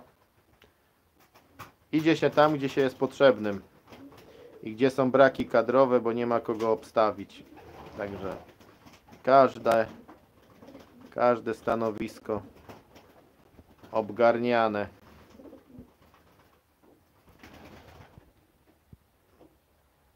A jak mówię, jak zaczynam mówić o pracy, to ludzie uciekają z czatu, więc może jeszcze chwilę o pracy pogadajmy, to reszta ucieknie. O, powiem szczerze, robi się zimno, albo telefon się wyładuje i będzie koniec. Na polu zrobiło się ciemno. Także niedzielny live. Jeszcze chciałem filmik zmontować. Tam coś ponagrywałem. Właściwie SMS-a miałem odebrać. Jeszcze. Wystarczy chyba tego live'a. Komu się pogadanie podobało, da łapkę w górę lub nie. Napiszę komentarz. No, chyba takowe też idzie dodawać pod relacjami na żywo. Dzisiaj w takiej formie pionowej. Tak mi napisało, że ma być wygodniej. Nie wiem, ile mi urwało tego live'u, bo coś zeżarło. Brak internetu. Jak się skoki zakończyły? Skaczą jeszcze, czy już po skokach? No, moja biała, pokażemy tu jeszcze. Ta biała jest prześliczna. Tak mi się podoba. Piękna samiczka. Ciekawe, jak to białe poleci. Czysta ludoklasenska z mewkę. Też jestem ciekawy, jak te białasy polecą. Czy będzie w końcu jakiś biały, co będzie robił konkursy? Czy tylko biały, bo jest biały i na tym się sprawa skończy? Tu z 901, z szaleńców te gołębie. Tam jest czerwona, taka potężna samica z drapów. Ale ona jest też po siostrze. Dokładnie, jest dwóch stron bratów. Z Blue Fire'a i Marco. Marco razy Hugo. Także same jakieś. Tak było w rodowodzie, a co to pokaże? Ty coś na nóżkę stąpasz? Nie, wszystko ok. Ok. Także tu moje samiczki sobie siedzą. Kilka sobie siedzi tutaj. Raz, dwa, trzy, cztery. Aha, trzeba by tego specjalisty. O który z tych gołąbków konkurs? Który z gołąbków widocznych na siodełkach będzie najlepszym asem? No, biała się wyróżnia. Tam jest ruda. ruda, która tak czerwona też się dobrze zachowuje. Myślę, że z tej czerwonej coś będzie.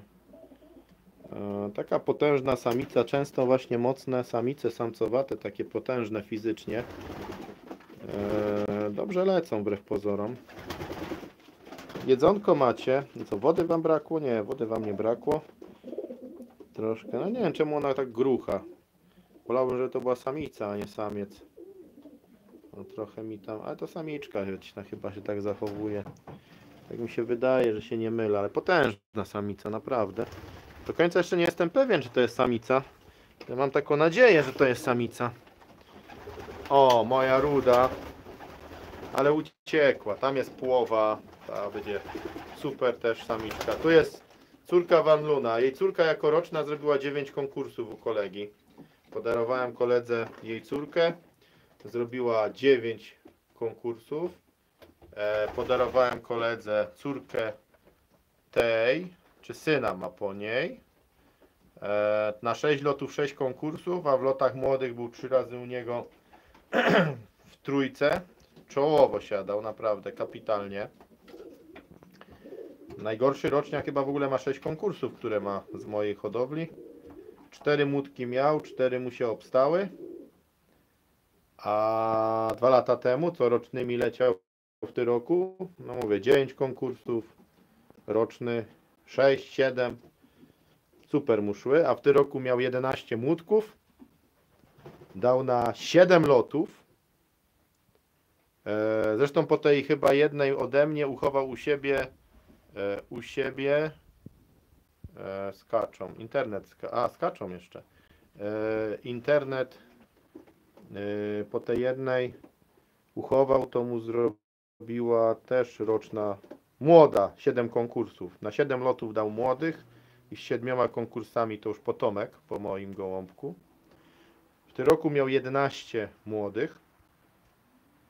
Z 11 loty przeżyło 11, ale ma 10, bo jednego mu w polotach wpierniczył jaszcząb. Przyszedł z ostatniego lotu. Ostatni lot, na jaki dawał, to był Berlin. 400, prawie 500 km. Także wszystkie oryginały, które ode mnie miał, były na locie Berlin plus 500. Wszystkie przyleciały. I 2 dni po ostatnim locie tego jednego jaszcząb wpierdzielił. Więc ma 10 tych moich gołębi. Także to odnośnie oryginała. Jak oryginały dasz gołębie do dobrej hodowli, to ich nie zmarnuje po prostu. Więc to tak akurat tutaj patrząc na te moje gołąbki. Tu jest też super samica. 18 rocznik, ta jest 18, córka szaleńca. Tak się zastanawiałem, czy nią lotować, czy ją dać do rozpłodu. Właściwie dwojako, no. Czy to dawać do 50, nie dawać. Ta stara Wanlunka też myślałem, czy dać do rozpłodu, czy lecieć. No ale ile tego napchasz do rozpłodu, nie? Tu jest Wanlunka z 19 roku. Tu też będzie 5-latka. Będzie 5-latka, 6-latka. Tam jest z 19 roku 5-latka. Tam jest 20 rocznik, czyli 4-latki to już będzie 20 rocznik. Te nieszczęsne białe obrączki. No to też parę tych białych jest. O, tu są 2-latki, młodsze gołębie. Nie wiadomo, czy stawiać na te starsze, czy młodsze, bo tych starszych nawet trochę jest. Także, no chyba mi internet zerwało. Zbyt duża cisza. Dokładnie, musiało zerwać, bo inaczej by coś było. Tak, ja se gadam, a tak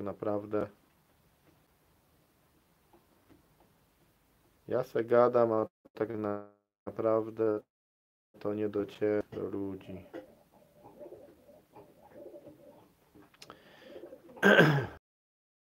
Ok.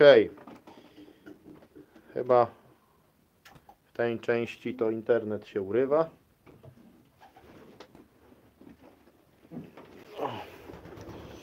Trzeba gasić gołąbkom. siedzenie tutaj, jak się czas urywa, jest troszkę bez sensu. Powinienem stać tutaj, tu chyba jest lepszy zasięg internetowy. O, tu mam rudą super samicę. Ile tych... Ja raz do mnie hodowca przyjechał i mówi, się zdziwił, bo myślał, że ja mam same rude. O, ta miała 9. To jest policjantka, kapitalna samica, przepiękna, można po plecach zobaczyć z budowy.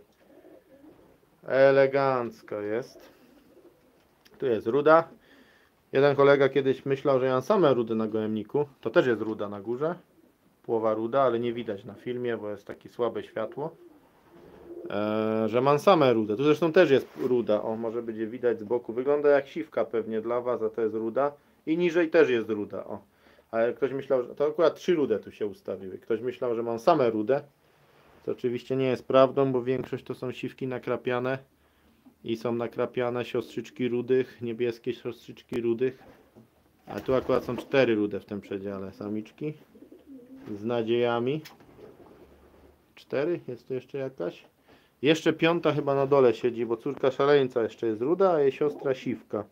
Raz, 2, 3, 4 rude tu są. 5, 6. Nawet 6. Tam jest 7. 8, 9. No to parę rudych tu mam. Tu też jest ta ruda z 9 konkursami. Roczna co zrobiła jako roczniaczka 9.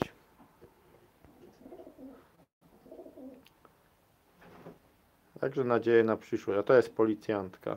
Linia Sztola. Sztola Gottharda. Ojciec w rozpłodzie. A kapitalna samica. Piękna. Może nie taka pięknej budowy i parę tu fajnych samic jest, które dają nadzieję na zajmowanie się nimi. A one chyba by już chciały, żebym se poszedł. Jedzenia macie, wody macie. Dzisiaj już wam nic nie będę przynosił. Wszystko wam wystarczy. No, także ja nie wiem dlaczego nie ma żadnego komentarza.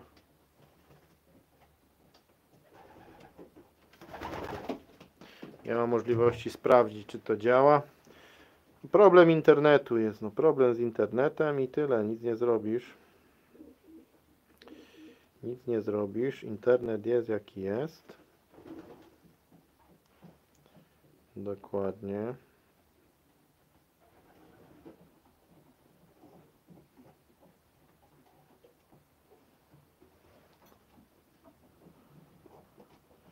No, nie ma sensu dalej tego ciągnąć. Dziękuję za uwagę. Jeśli ktokolwiek mnie słyszy, to serdecznie pozdrawiam. Dobry lot. Coś powycinało z tego live'a. Mam nadzieję, że powycinało głupoty, które gadałem, a nie mądre rzeczy. Więc pozdrawiam wszystkich. Ilość osób spadła, więc chyba też po prostu transferu nie ma. Do usłyszenia na kolejnych moich filmikach. No, chyba nie ma transmisji. Dobry lot.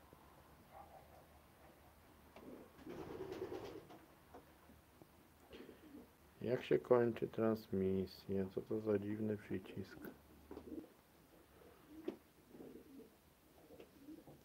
Dziwne w ogóle, że to nie padło, że internet wytrzymał, bateria.